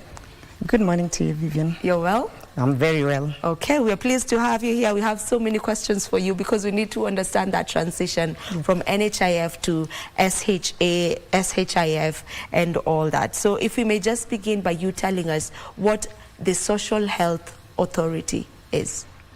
So thank you so much, Vivian, for giving me this opportunity to share with you and, of course, with all Kenyans matters regarding social health insurance. So just to start with, social health insurance is a concept to start with, where people really put their funds together, people pull their resources together. It's usually government supported. You pull your resources so that you're able to cover more people. So as a country, we have subscribed to some of our global agenda, like this Sustainable Development Goals, where universal health coverage is one of the goals we need to achieve by 2030. And universal health coverage basically talks about citizens or people being able to access quality services at a price that is affordable, not free. A price that is affordable to them and that won't push them into poverty. So when we look at social insurance, the purpose of social insurance is actually that, to pull all these resources together to ensure that even those vulnerable people who are not able to pay are catered for by the rest of the population. So it's based on that the Social Health Authority was established, and the Social Health Authority is the predecessor of the National Health Insurance Fund, which was established over 60 years ago. Of course, it had grown in its mandate and its scope over time. But given that this time we were shifting to really focusing on the entire population, that's the change to the Social Health Authority. All right. So as you've mentioned, NHIF has been here for the past 60 years. That's what we've been having as an health insurance fund. So what's the difference, what's the difference with NHIF and SHA, and just where is the need?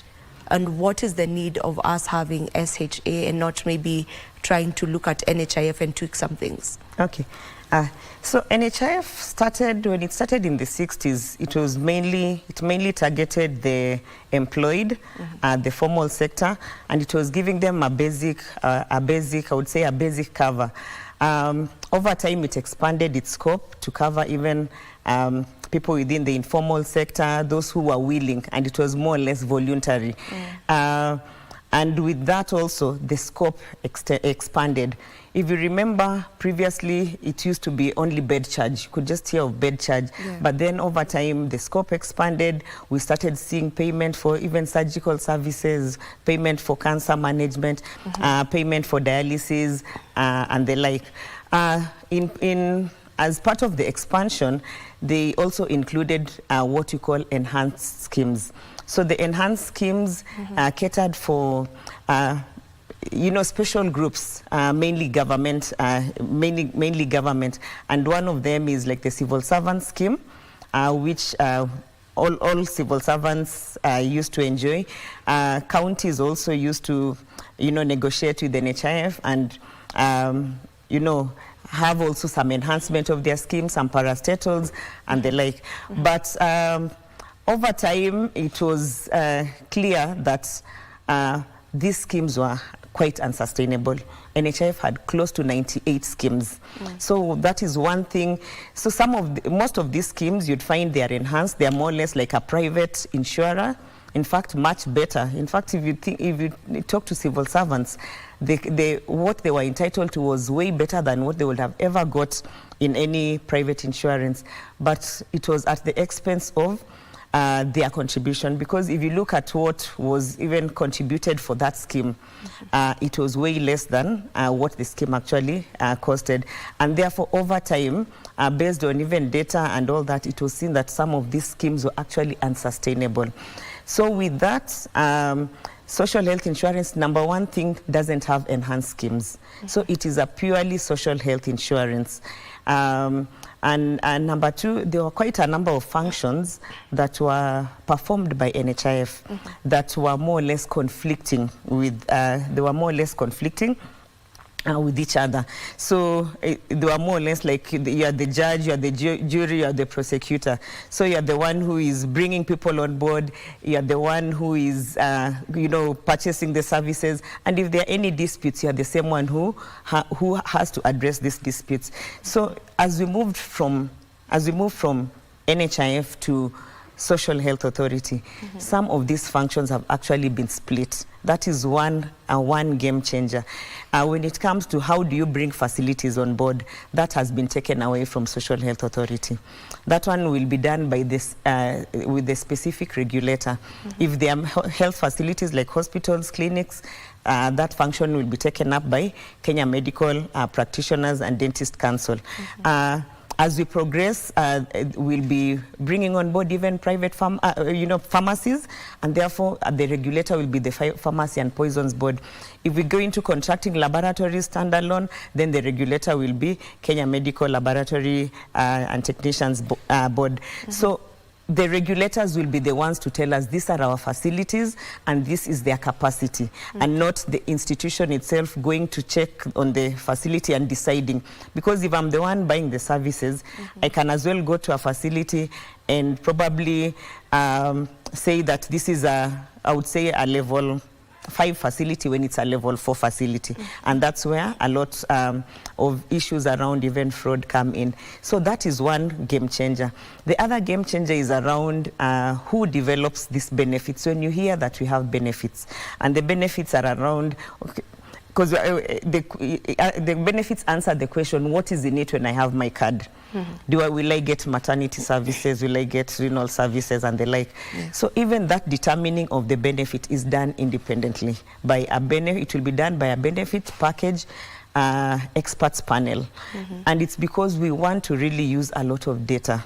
We want to use a lot of data. We want to engage the universities who will come on board, do the research and tell us for sure this intervention, if you go this way, you won't get value for your money, because it's not a matter of someone just saying, can it cover this, can it cover that? No, we need to be informed by data. Then the third thing is around the dispute resolution. With Social Health Authority, we have the Dispute Resolution Tribunal. Therefore, if any stakeholder, whether it's a Kenyan, normal Kenyan, or a facility, have any disputes regarding the authority, they will present this to the Dispute Resolution Tribunal, which is an independent entity, and therefore that independence in terms of determination of whatever case. Okay, so those are the differences. Those are the main differences. Main differences that we have. So are we completely doing away with NHIF? And if that is the case, what happens to the contribution that people were making? You know, if I've been contributing for NHIF rather for say 20 years, you know, what happens now to my contributions? Are we transitioning with the money, or how are we doing it? Yeah, so the final thing I'd forgotten to mention about one of the key differences is digitization. SHA will be fully digitized or largely digitized, therefore also limiting the human interface. So on your question around, so what happens to the contributions? First, NHIF is a form of an insurance. Just like your motor vehicle insurance, when the year or the period comes to an end, you can. It's not a cumulative contribution like probably NSSF, and therefore you can only talk about your contribution based on the overpayments, because there are some people actually who overpaid, probably paid for 2 years in advance. And therefore, those are the ones, for those people who paid in advance, their contributions will be rolled over to SHA. Now, if you are in the informal sector, what will be done is a means testing. And earlier, there were the discussions around the means testing in the education sector. Also within the health sector, there will be the means testing. So if you do the means testing and your income is, and your contributions, your premiums are found to be a certain amount, let me just say, I give an example, probably 10,000, and you had paid in advance, say for 1 year, under NHIF, which is 6,000, then you will only need to top up for the 4,000, because also in the informal sector, the contributions are annual. So basically, there is no contribution that will be lost. All contributions will be, if for any contribution you have done in advance, it will be rolled over, and based on your current year's contribution under SHA, it will be subtracted from that what was paid in advance. So there'll be no loss when it comes to the resources. The other question you asked, is NHIF done? Once the Social Health Insurance Act was passed, the National Health Insurance Fund Act was rendered redundant. And by then, if you look at the act, it says that from the appointed date, NHIF had 1 year to wind down. And this was 22nd of November. So as we proceed, we have up to 21st of November to fully say that now we have transited from NHIF to SHA. Otherwise, in terms of service delivery, even you have had His Excellency the President declaring that from 1st October, we'll start offering services under SHA. But that doesn't mean that NHIF has fully wound up. Wound down, because there are other things that still need to, other processes, even transfer of assets and all that need to be done for you to completely say that you have wounded down. Yes. All right, I hear you on that. Now, is there specific eligibility criteria to SHA? Because with NHIF, it was available for everyone. The employed, the non-employed, it was available to everyone. So is there a specific eligibility? And we'll come back to answer that. We take a break, and then when you come back, you answer me that. All right, let's take a break. We'll be back in a moment.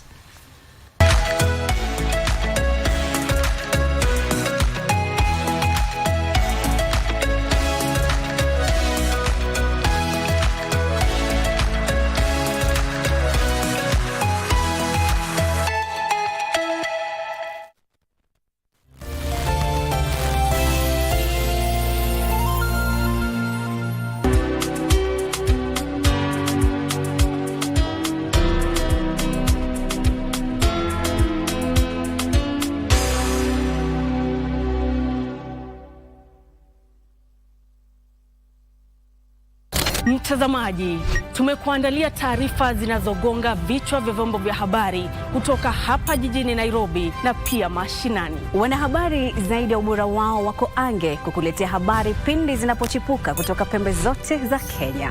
Kwenye kipindi cha Tamrini, tunakuletea mazungumzo ya moja kwa moja kufafanua na kuangazia masuala yanayokuhusu wewe mtazamaji.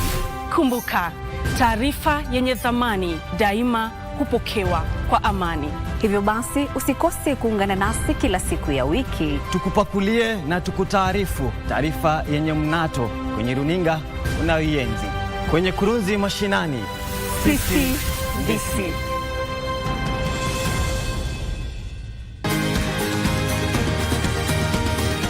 Thank you for joining us on Healthy Living. Stay connected to Voice of America at voanews.com. A look at your kidneys and how they impact your health. And an expert discusses chronic kidney disease and how to protect yourself. And Ivorian psychologist Noor Bakayoko shares some insights on bullying and what can be done. It's important to avoid major events or major health crises. How do you know if your cough is due to a serious condition? We'll have some answers. Stay well and strive to make every day a healthy day.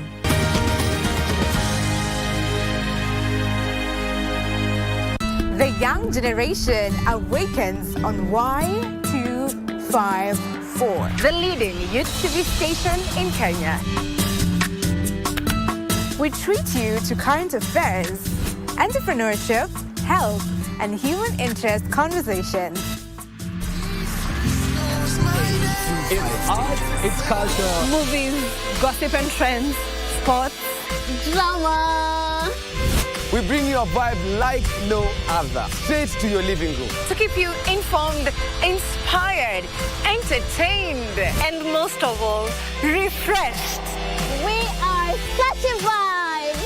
Y254. Imagine.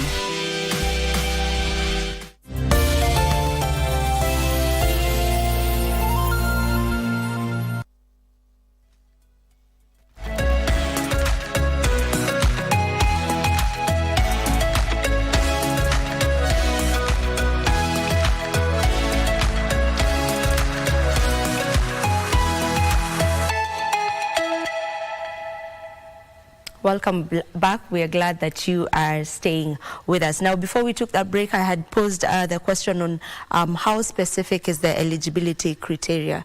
You know, for NHIF, everyone could just come on board. So how is the criteria on this one?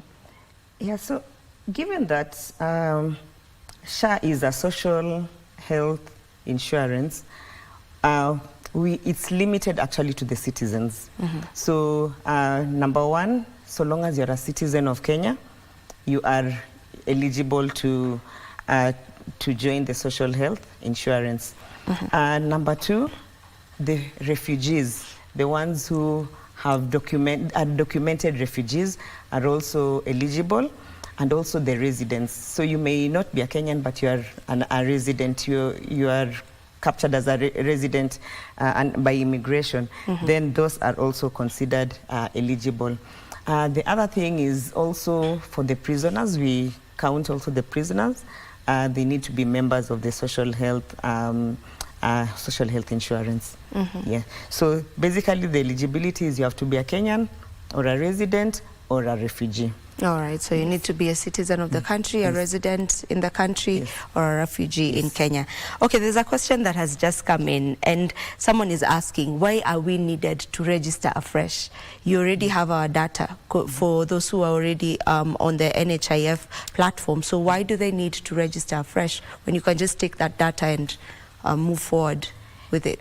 Yeah, so actually that's, as I said, SHA will be digitized. Fully, I would say, largely digitized. And therefore, we really are embracing, you know, the use of other systems to feed into our system. So first, for all new, new members and old members, all of their data is pulled from the National Registration Bureau. So that is your your registration, including your biometrics. So this time there'll be no need to go and, do your biometrics unless you're going to seek services. So both your details plus your biometrics will be captured. For the members who are already in the database, their information will be transferred. But then in case you need maybe to update your biometrics, maybe not biometrics, if you need to update your dependents, probably you have got a new spouse, or your spouse passed on, or you have separated, or you have new additional children, then you actually go and update, and you really need to also attach the required documents. For instance, the birth certificate. If it's a child, you have to attach the birth certificate just as proof that this is your child. Many members of NHIF you'd find will be registered as members, but they have not added their dependents. They have not declared, especially maybe someone is just working. I would give an example, and their spouse maybe is in the rural area. Probably they have not even captured their spouse. And we have seen such situations where someone falls sick, maybe in the rural area, they go to a facility, they're told to pay, and it's only upon interrogating them and ask them, what does your spouse do? Then they realize their spouse is actually employed. Then on checking their ID, they realize they're actually a dependent. So this person would have paid cash. Even the member themselves didn't think about, the NHIF deduction as a benefit to them. But then you realize a lot of people actually added their dependents upon admission. So we are saying even for now, it will be good, even if the data will be transferred, to confirm your dependents and update if necessary, if any. Okay. Yes. All right. There's also another question that came in, and that was on the deductions. Why is it more expensive now? Why is SHA deducting more? Yeah, so this is usually more or less a misconception that SHA is deducting more. Actually, what's happening is that the contributions are now more equitable. Previously, when you'd find when there was a fixed rate of 500, and probably someone's salary is way less than even 10,000, they would still pay the 500, either salary or even their general income, say in the informal sector, and that translates to close to 5% of whatever their income is. And these are the majority of Kenyans, by the way. The majority of Kenyans are those ones who are either in the informal sector and were still paying the constant 500, or even the employed up to, for people earning up to 40,000, who are close to 60% of the population actually. Most of these people were actually paying more than 2.75%. Now, this figure started narrowing down as you earned more. And therefore, that's the question around equity. Was that equitable? Who was crying on behalf of these people who were earning less than 40,000 and were already paying more than 2.75? It's because they are not here on the table. They don't appear on the table in the boardrooms to defend themselves. So for us, looking at it, we say these contributions have to be equitable, and therefore, they need to have that fixed percentage of 2.75. So whether you're earning 10,000 or you're earning 1 million, it is the same 2.75. It's proportionate to what you're earning, and therefore, in absolute figures, it may look higher, but proportionately, these people who have been earning less than 40,000 have constantly, over the many years, been paying 2.75 and above, but no one used to talk about it. It's until it started getting into the bracket of the higher earning people that and these are the people who sit in the boardrooms. They are the ones who can be invited here, like me, to speak. And therefore, that's why now there is an outcry. But before, there was no outcry when this was already happening. So we are saying for now we have equalized everyone, and we are saying everyone should be at 2.75. Okay, I get you on the equity. Now, after the registration, on the *147 hash, when one is done with the registration, they're asked to go to the offices. Where are the SHA offices? We know the NHIF offices. We have no idea on where the SHA offices are. Yeah, that's a good question, because the law is very clear that on the appointed date, the one I talked about, 22nd of November, 2023, all assets and liabilities that were for NHIF become those of SHA. Of course, the administrative processes follow in terms of transfers and the like. And therefore, even all those NHIF branches, which were part of the assets of NHIF, become automatically, the property of SHA. So when we talk about SHA branches, they're just the former NHIF branches. Okay. And just a correction on that, this registration is actually, you can actually do the full registration in one sitting. So you could either do *147.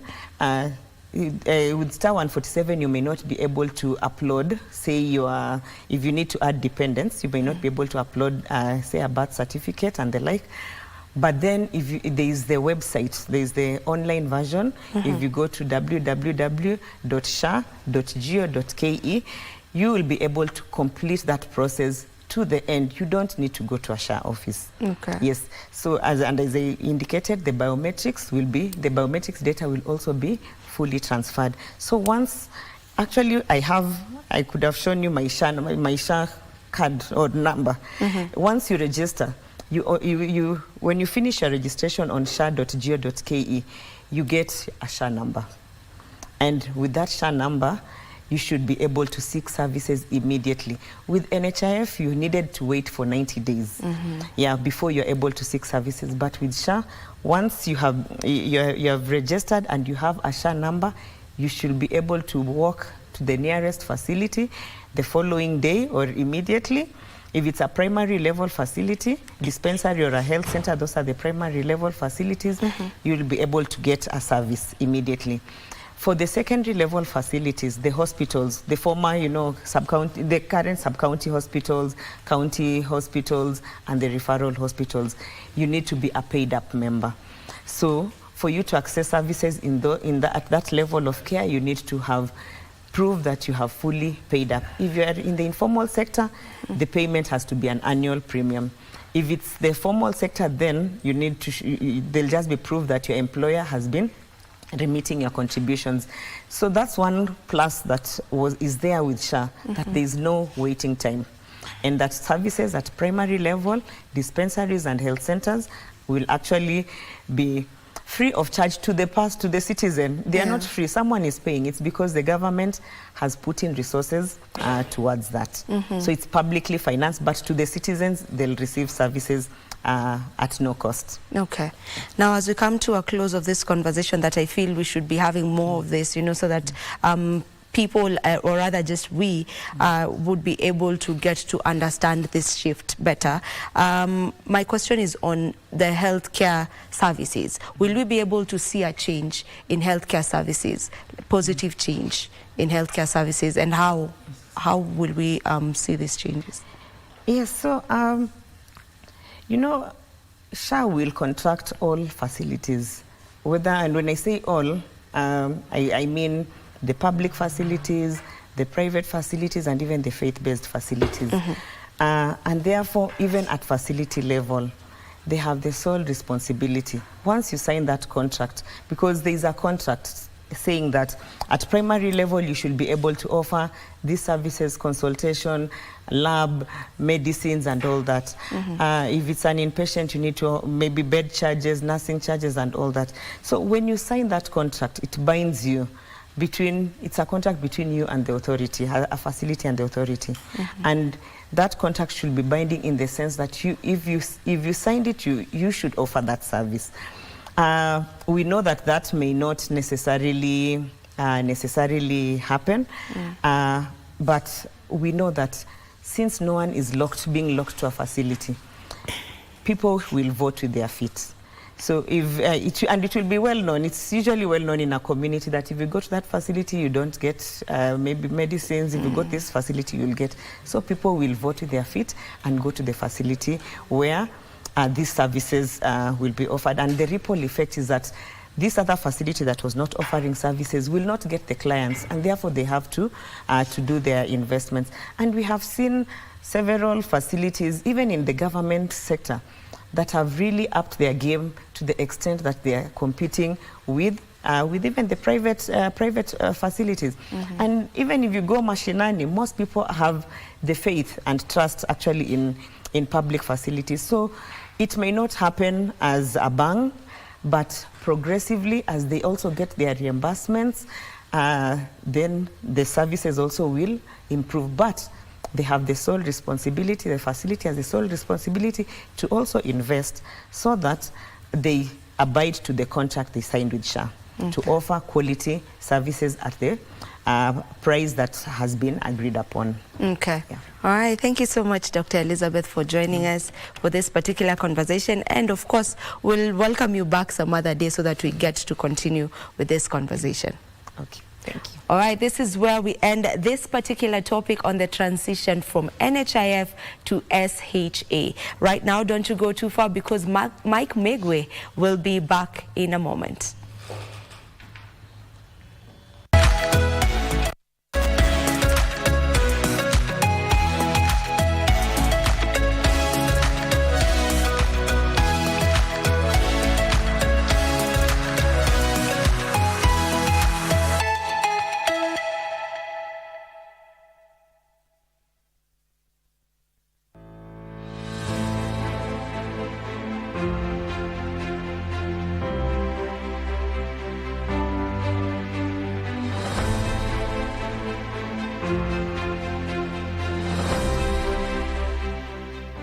Kipruto Arap Kirwa was born in September 1959 and studied at Kapsabet High School and later at Mangu High School before joining the Kenya Technical Teachers College for a diploma in agricultural engineering. He later joined the Jomo Kenyatta University of Agriculture and Technology for a degree in agricultural engineering.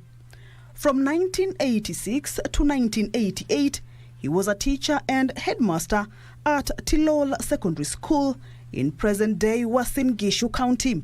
He also holds a Master of Science in Applied Management and Leadership from the Management University of Africa and a Master of Arts in International Studies from the University of Nairobi. He pursued a doctorate degree in International Studies at the University of Nairobi. His entry into Parliament in 1990 came through a by-election when John Kirwa Rotich, who had won the seat in 1988, had his election nullified in court after the long-time holder of the seat, Masinde Muliro, lodged an election petition. In Parliament, Kirwa had a knack for speaking his mind on matters affecting his Cherangani constituency, which he represented for nearly 2 decades. He championed the rights of his people, whose main economic mainstay was agriculture, to access better markets for their produce.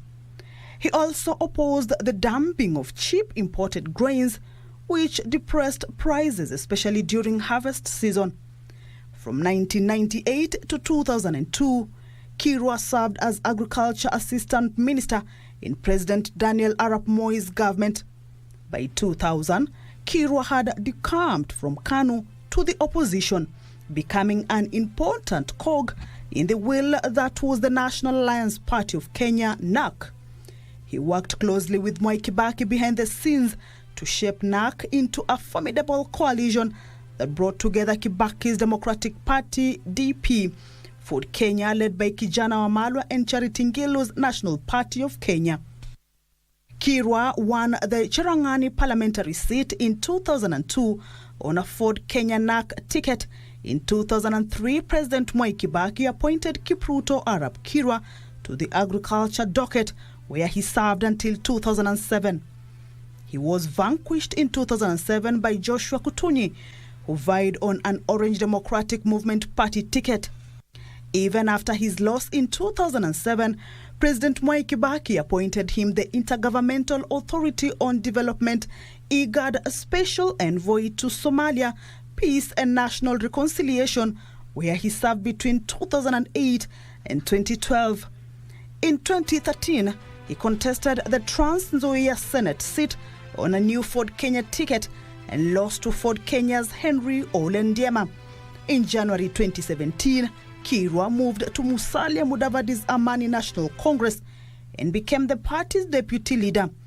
In that year's election, he emerged third in his second bid for the Trans Nzoia Senate seat that was won by Jubilee's Michael Mbito.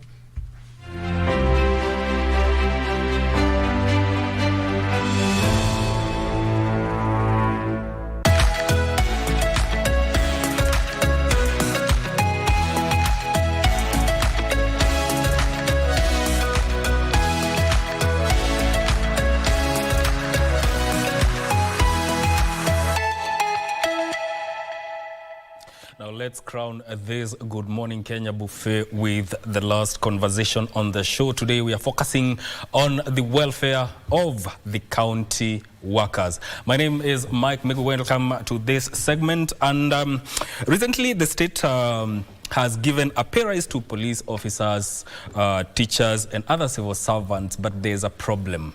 County workers say that they have been discriminated against.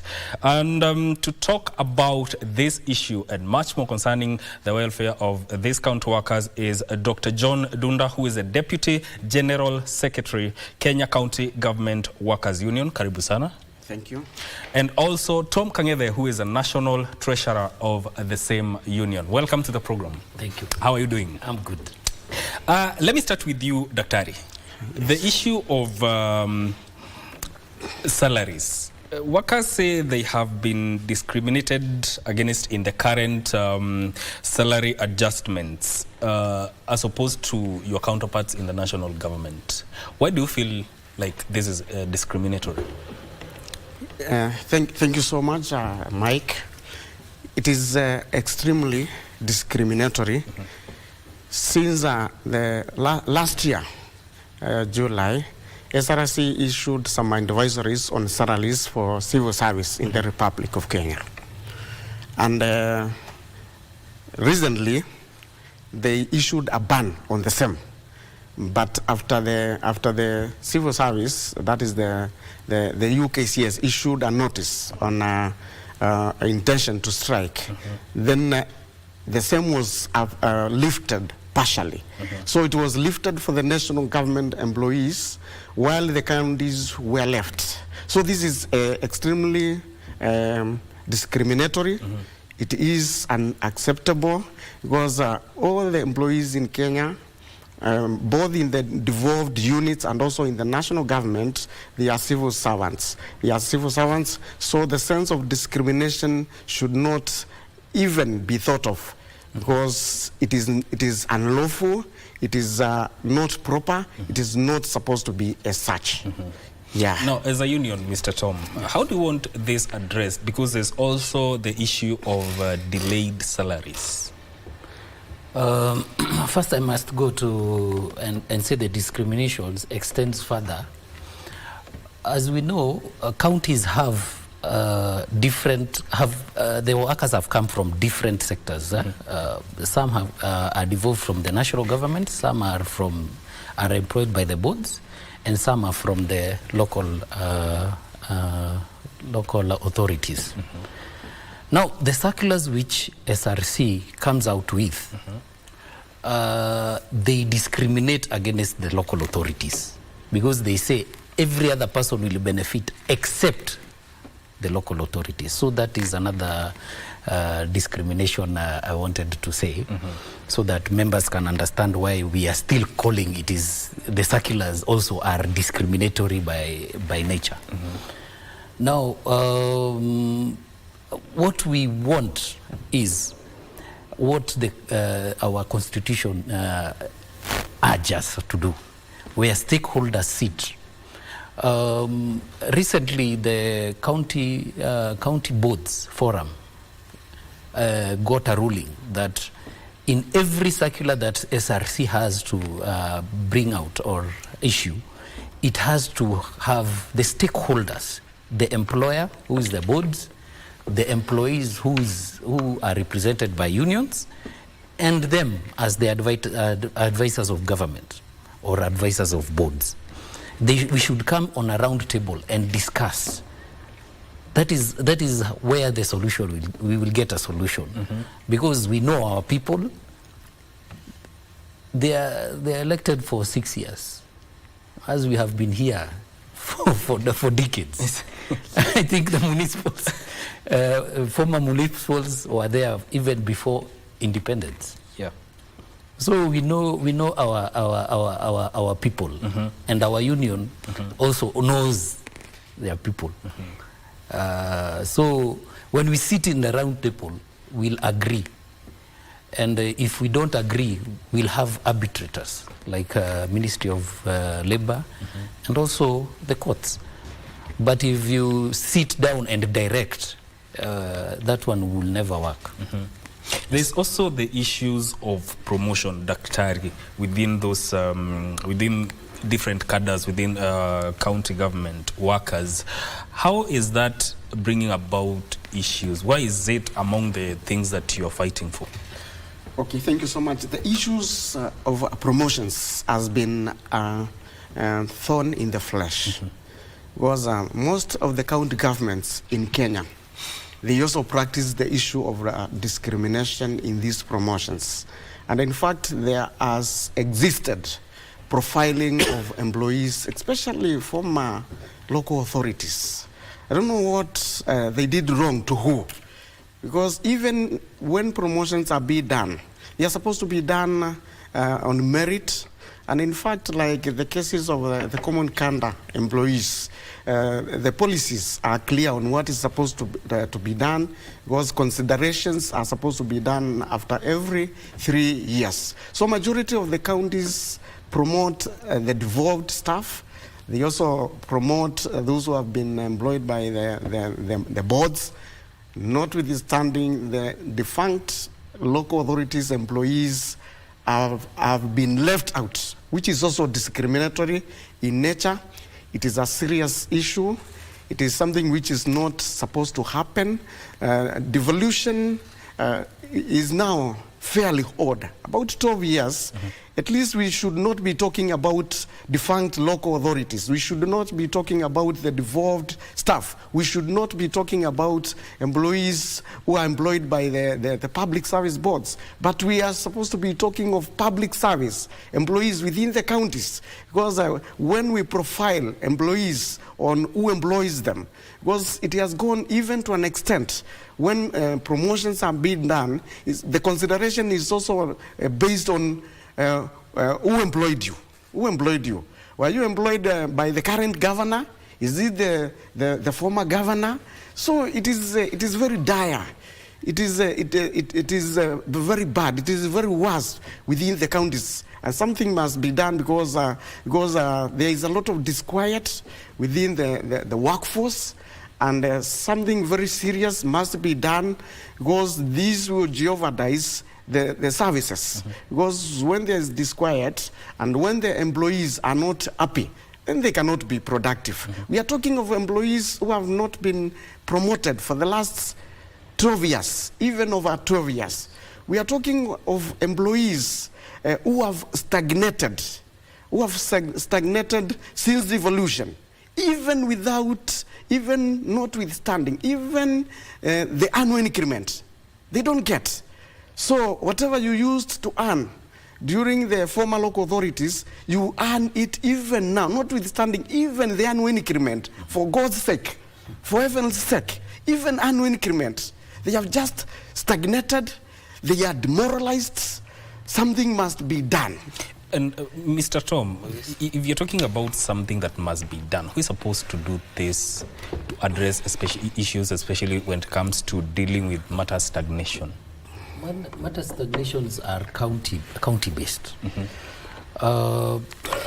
One thing I can also add with the stagnations and promotion stagnations, some counties, several have had, they promote certain cadres. They promote doctors, they promote nurses. But when it comes to the garbage collector, they don't want to promote them. When it comes to drivers, they don't want to promote them. When it comes to enforcement, they don't want to promote them. So if you're talking about promotion, let's say of the lower card, we are talking about drivers, garbage collectors. Is it a move from, are they grouped? Do you have job groups? Yes. So that is a promotion you're talking about, from one job group to the next? There is a starting point when it comes to employment, especially in public service. Yeah. You find you are employed as driver 3. Okay. You see, or laborer 3. After every 3 years, you have to grow to laborer 2, laborer 1. Then, after that, you can be asked to get another certificate so that you jump to maybe do something else. But you find somebody is in driver 3, and he has been in driver 3 since the time he was employed.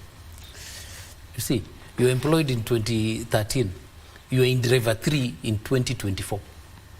You see, and you have to grow because it means now somebody who is employed as a driver today, you are in the same job group with him. 15 years, 20 years. You see, that is stagnation by itself. Yes. And that one is supposed to be done by the county government through the boards. The boards are the ones who are supposed to promote. So does it mean there are people who apply for promotions, but their applications are never considered? They are never considered. It's true. Yeah, it is true. Okay. They apply every year. I can give a fact. They apply every year. There are some counties which are doing well. There are some counties which are doing very badly. I remember in 2021, we did a task force in Kiambu. You can imagine the average of around 7,000 people, the average stagnation was 15 years. And that is 2021. Wow. The average stagnation. People who have stuck in one job group for 15 years. And it goes more for people who are devolved from the national government and the local authorities. Yes. So there's a need to address that issue of We have to address that. Okay. We have to address that. There's also the matters that, let's go back to salaries and pension. There are matters that revolve around pension schemes within the county levels. We are talking about CPF and LAP fund. Yes. Issues of non-remittance or late remittance. How have they affected the livelihoods of, especially for the workers who are retiring? In fact, this is a very serious phenomena within the workforce. The issues to do with the pensions, non-remittance, this is a very serious issue within the counties, both for those who have retired and also those who are in the service. As we talk, both schemes to date, what is not what remitted to them is around 60 billion Kenya shillings. That is a lot of money. So the implication on this is that those who have retired, they have been subjected to underpayment. Because if you are deducted 12%, and the employer is supposed to top up with 15%. The same is supposed to be channeled to these pension schemes so that they can invest, they can reinvest, such that at the end of the day you can get your principal plus the interest upon retirement. This is not what is happening. Because what is happening now, when you retire and your deductions have not been submitted to the pension scheme, then the gaps which exist, the implication is that you will be paid on the basis of what is already submitted to the pension scheme. So what is left with the governments, that is the counties, that means you will not be paid. So our people who are retired, who have retired, they have been subjected to vicious cycle of poverty. It is a very serious. In fact, our people are dying. Our people are depressed. Our people are suffering. So something very urgent must be done because they have been underpaid. Others are totally not paid because since even the times of the local authorities, there are some local authorities which deducted and never paid. So that means you were deducted. The same has never been paid to these schemes. Currently, the deductions are done. They are not channeled to the schemes. So you are left to the dogs. You are left to die. It is very devastating for government employees to retire, to go to die. So something must be done to ensure the same is corrected. The same is corrected because who's going to correct that? Yeah, what is supposed to be done? We have proposed that the National Treasury, because and also the control of budgets, they are the ones responsible to dispatch monies to the counties. So a rider should be done because if we gave you money for gross salary for last month, then before approval for the next month, you are supposed to explain, did you pay the gross pay? Because salaries are not basic pay. They are gross salaries. This includes statutory deductions. Because even our people are being auctioned because of the deducted loans. The same are not paid to the banks. So our people are being auctioned. It is very difficult for our people even to deliver well because they are being subjected to a lot of problem, to a lot of suffering. So we urge the National Treasury. In fact, our proposal is that why is it not that the deductions which are concerned with the pensions, why can they not be deducted and channeled direct to the schemes from the Treasury? That can happen. So that is our proposal. That is our proposal that the deductions should be channeled to the concerned parties. These are the institutions which are charged. And in fact also the RBA, they should also wake up. They should also wake up from the slumber. They are in deep slumber because the law provides for what they are supposed to do. They are supposed to ensure that whatever is deducted, the welfare of the workers, their pensions, once they are deducted, they're supposed to be channeled to these schemes so that they can be grown through investments, so that our people may lead a better life during employment and even after retirement. Our people are dying very fast because they lack basic necessities, because of lack of remittances. The issue of, there are two pension schemes at the county levels. What is the essence of having two pension schemes, and can't they be merged into one? No, Michael, that is one of the major problems. Having two schemes for the same kind of workers. These two schemes, first, they can't take the necessary steps to recover the money which has been deducted from the workers because they are competing. And I'm sorry to say, the governors or the counties play them. If you insist you want your money, they move your people from your scheme to the other. So they are made, lack of a better word, impotent. So we are trying our level best to bring these two schemes together. But you know, these are schemes which have billions of shillings. So they are fighting us in court.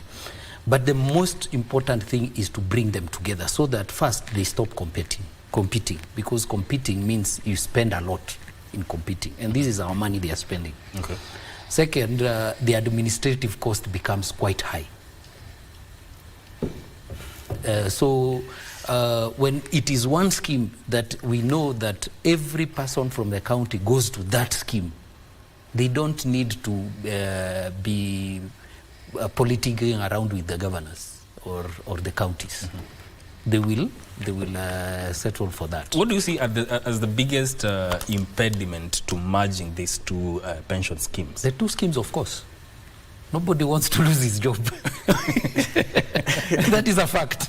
Nobody wants to lose his job. So everybody thinks that when we merge these two schemes, it means there will be only one board. There will be only one MD. We can't have two MDs. But for the people who own the schemes, who are the workers, we are 100% in our merger. In fact, our National Executive Committee, which is our governing made a resolution 3 weeks ago that we will do everything to our capacity to make sure that these two schemes are merged. We have had several bills, but some are in court.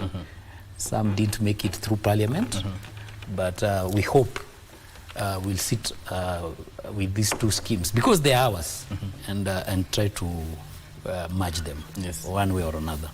Yes. Dr. There was a time when Council of Governors CEO, that is Mary Mwiti, wanted all county governments to merge or put employees under integrated payroll. Has this been achieved by counties, or how many counties have achieved this, and has this streamlined matters to do with salary disbursement?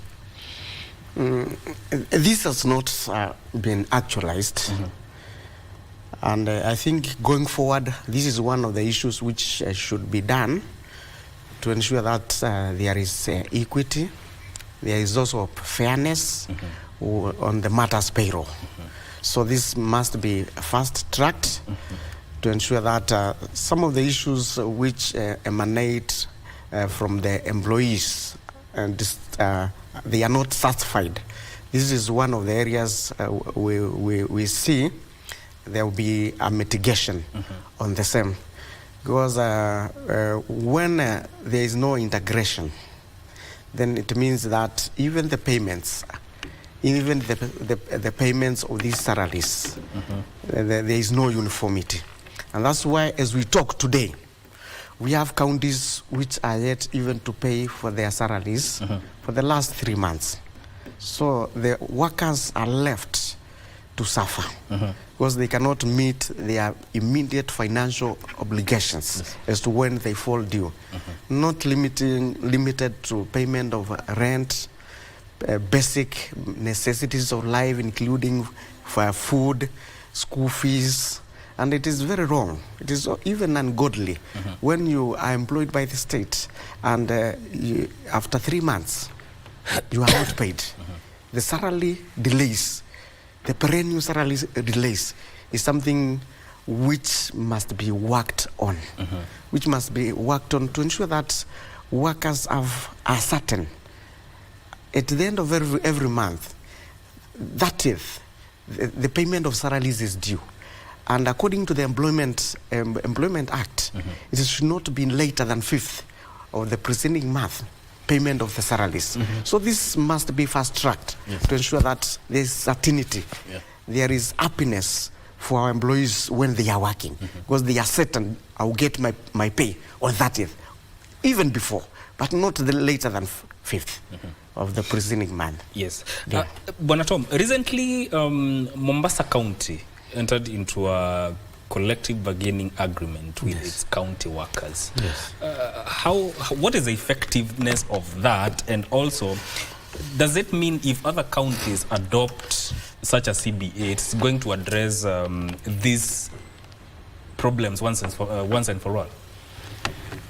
That is the best thing about CBAs. The CBAs bring out the stakeholders. Who the biggest stakeholders are the employees and the employer. We bring them in one table and they discuss the issues. And once they agree, you will find that that county will be very stable.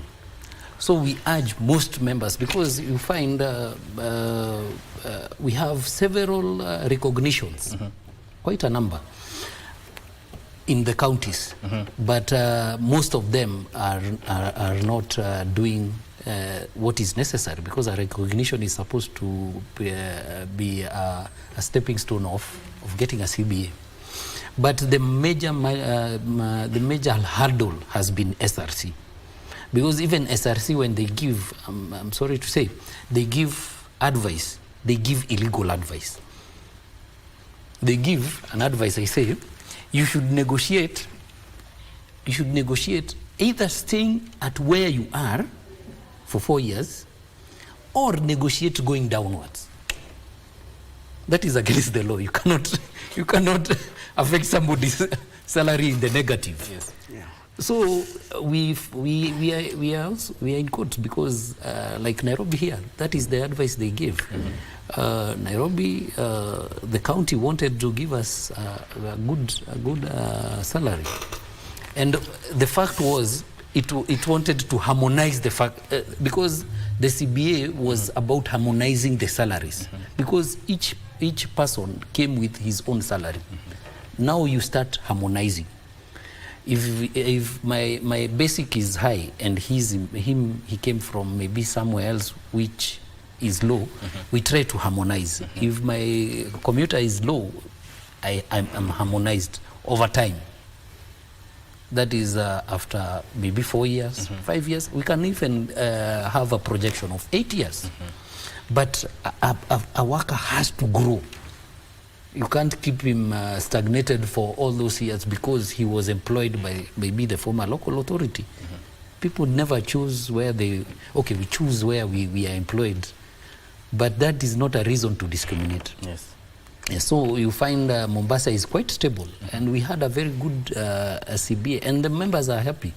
Even when we are calling for a strike, they were not included because they have a CBA which had encompassed everything that we wanted. It had encompassed promotions, the increments.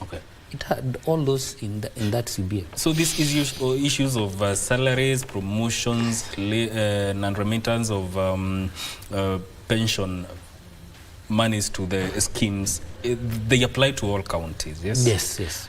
So what is it having a blanket CBA for all counties the best way forward, or going by county, such CBAs? That is the best way forward. And when we were discussing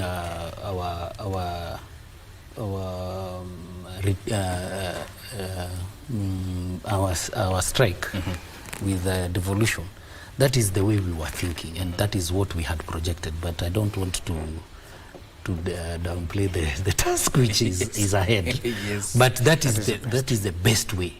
It means that everybody will be on the same playing ground. Yeah.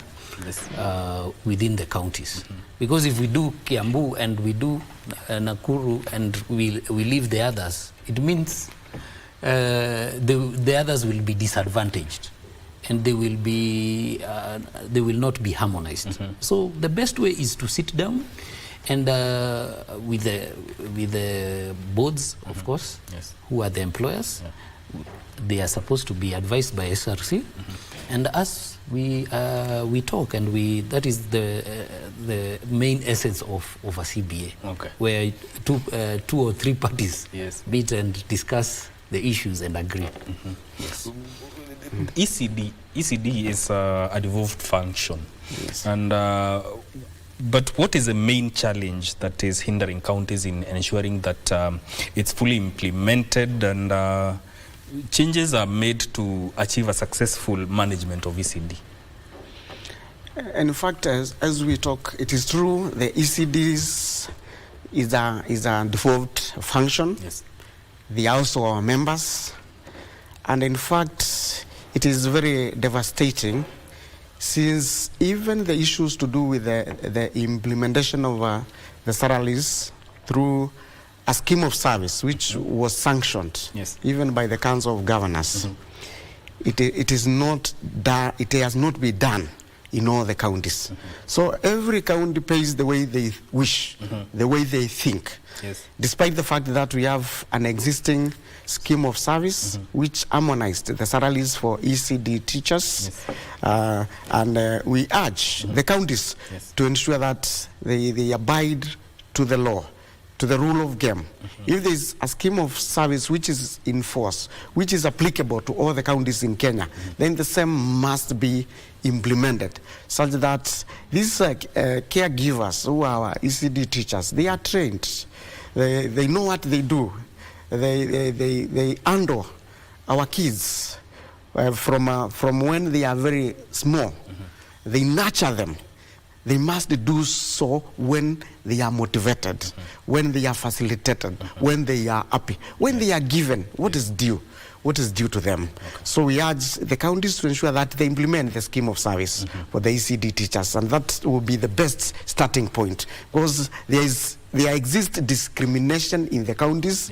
Every county pays what they think. Even we have some other counties who pay a special pay to the ECD teachers, which is an illegality, because in a pay slip there must exist the basic pay and the allowances.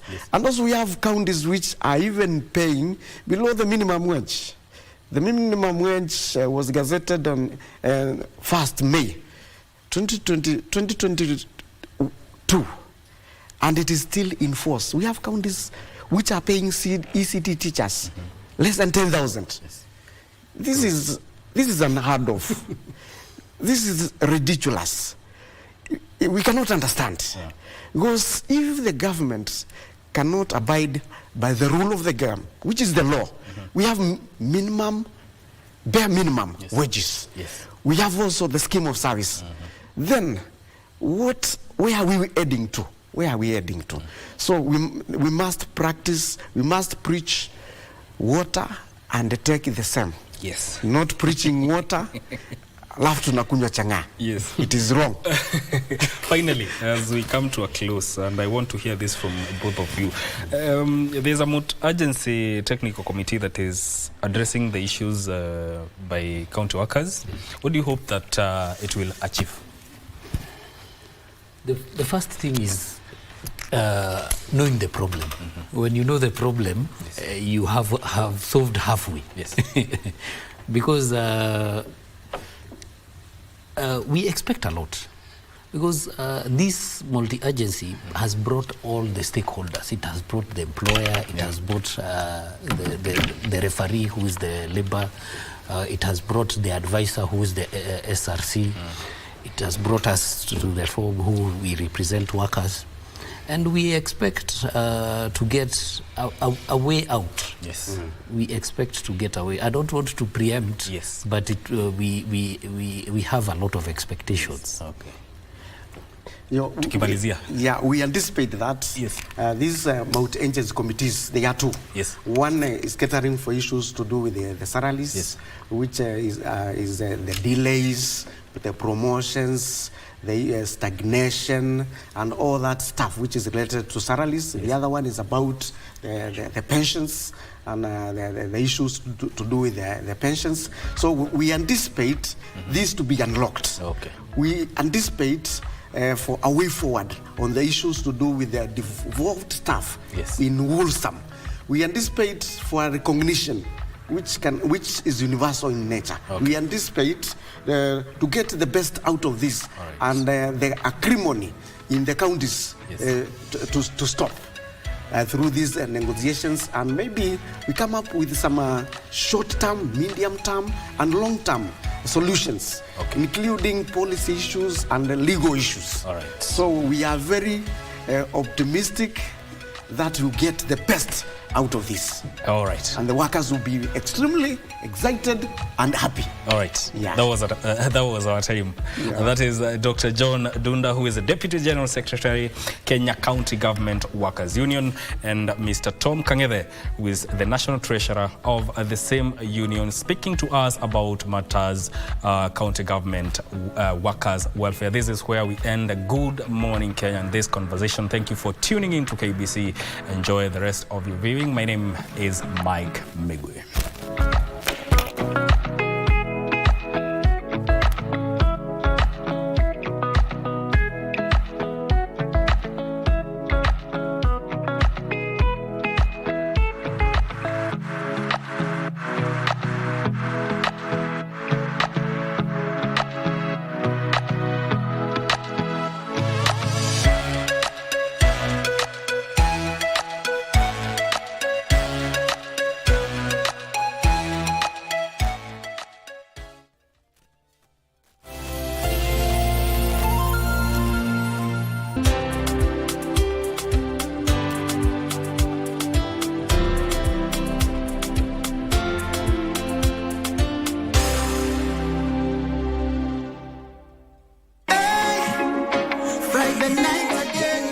Greetings in the name of the Most High, Jah Rastafari. My good name is Marley Moses, the positive warrior, alongside... Yes, sir, DJ D-Rage, the baddest. Each and every Wednesday from 10 p.m. on KBC Channel 1 TV.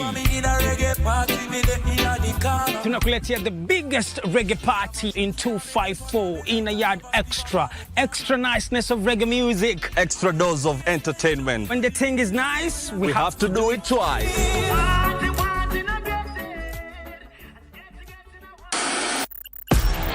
On KBC Channel 1, we are a TV station like no other. Get a taste of the best in entertainment. Yes, indeed. Feel the passion. Will you promise me? I swear that you will never lose me. I can't get married to you. I'm sure you knew about it. That's why you're making fun of me. Experience the drama. Get out. Who is the man in this one? And the laughter. Hii wigi umevaa kichwani. Sisi wakati tulikuwa tunaapishwa tunapewa mheshimiwa.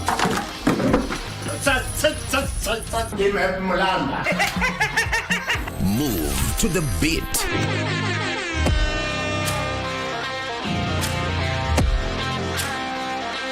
We are live from Broadcasting House. And get informed on the latest happenings.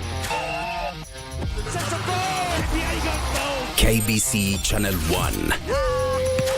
Wow. Yeah! We are the full package. Oh, yes. And Kenya's watching. Thank you very much for joining us.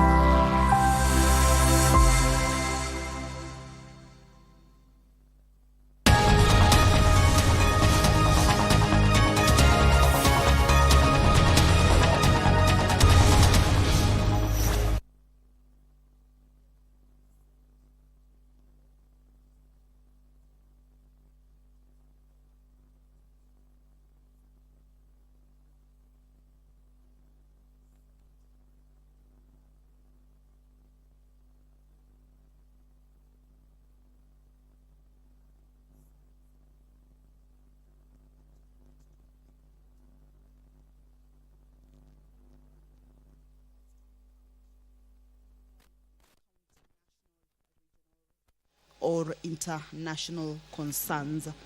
So the Cabinet Secretary for Public Service and Human Capital Development, Justin Muturi, will be responding to questions by the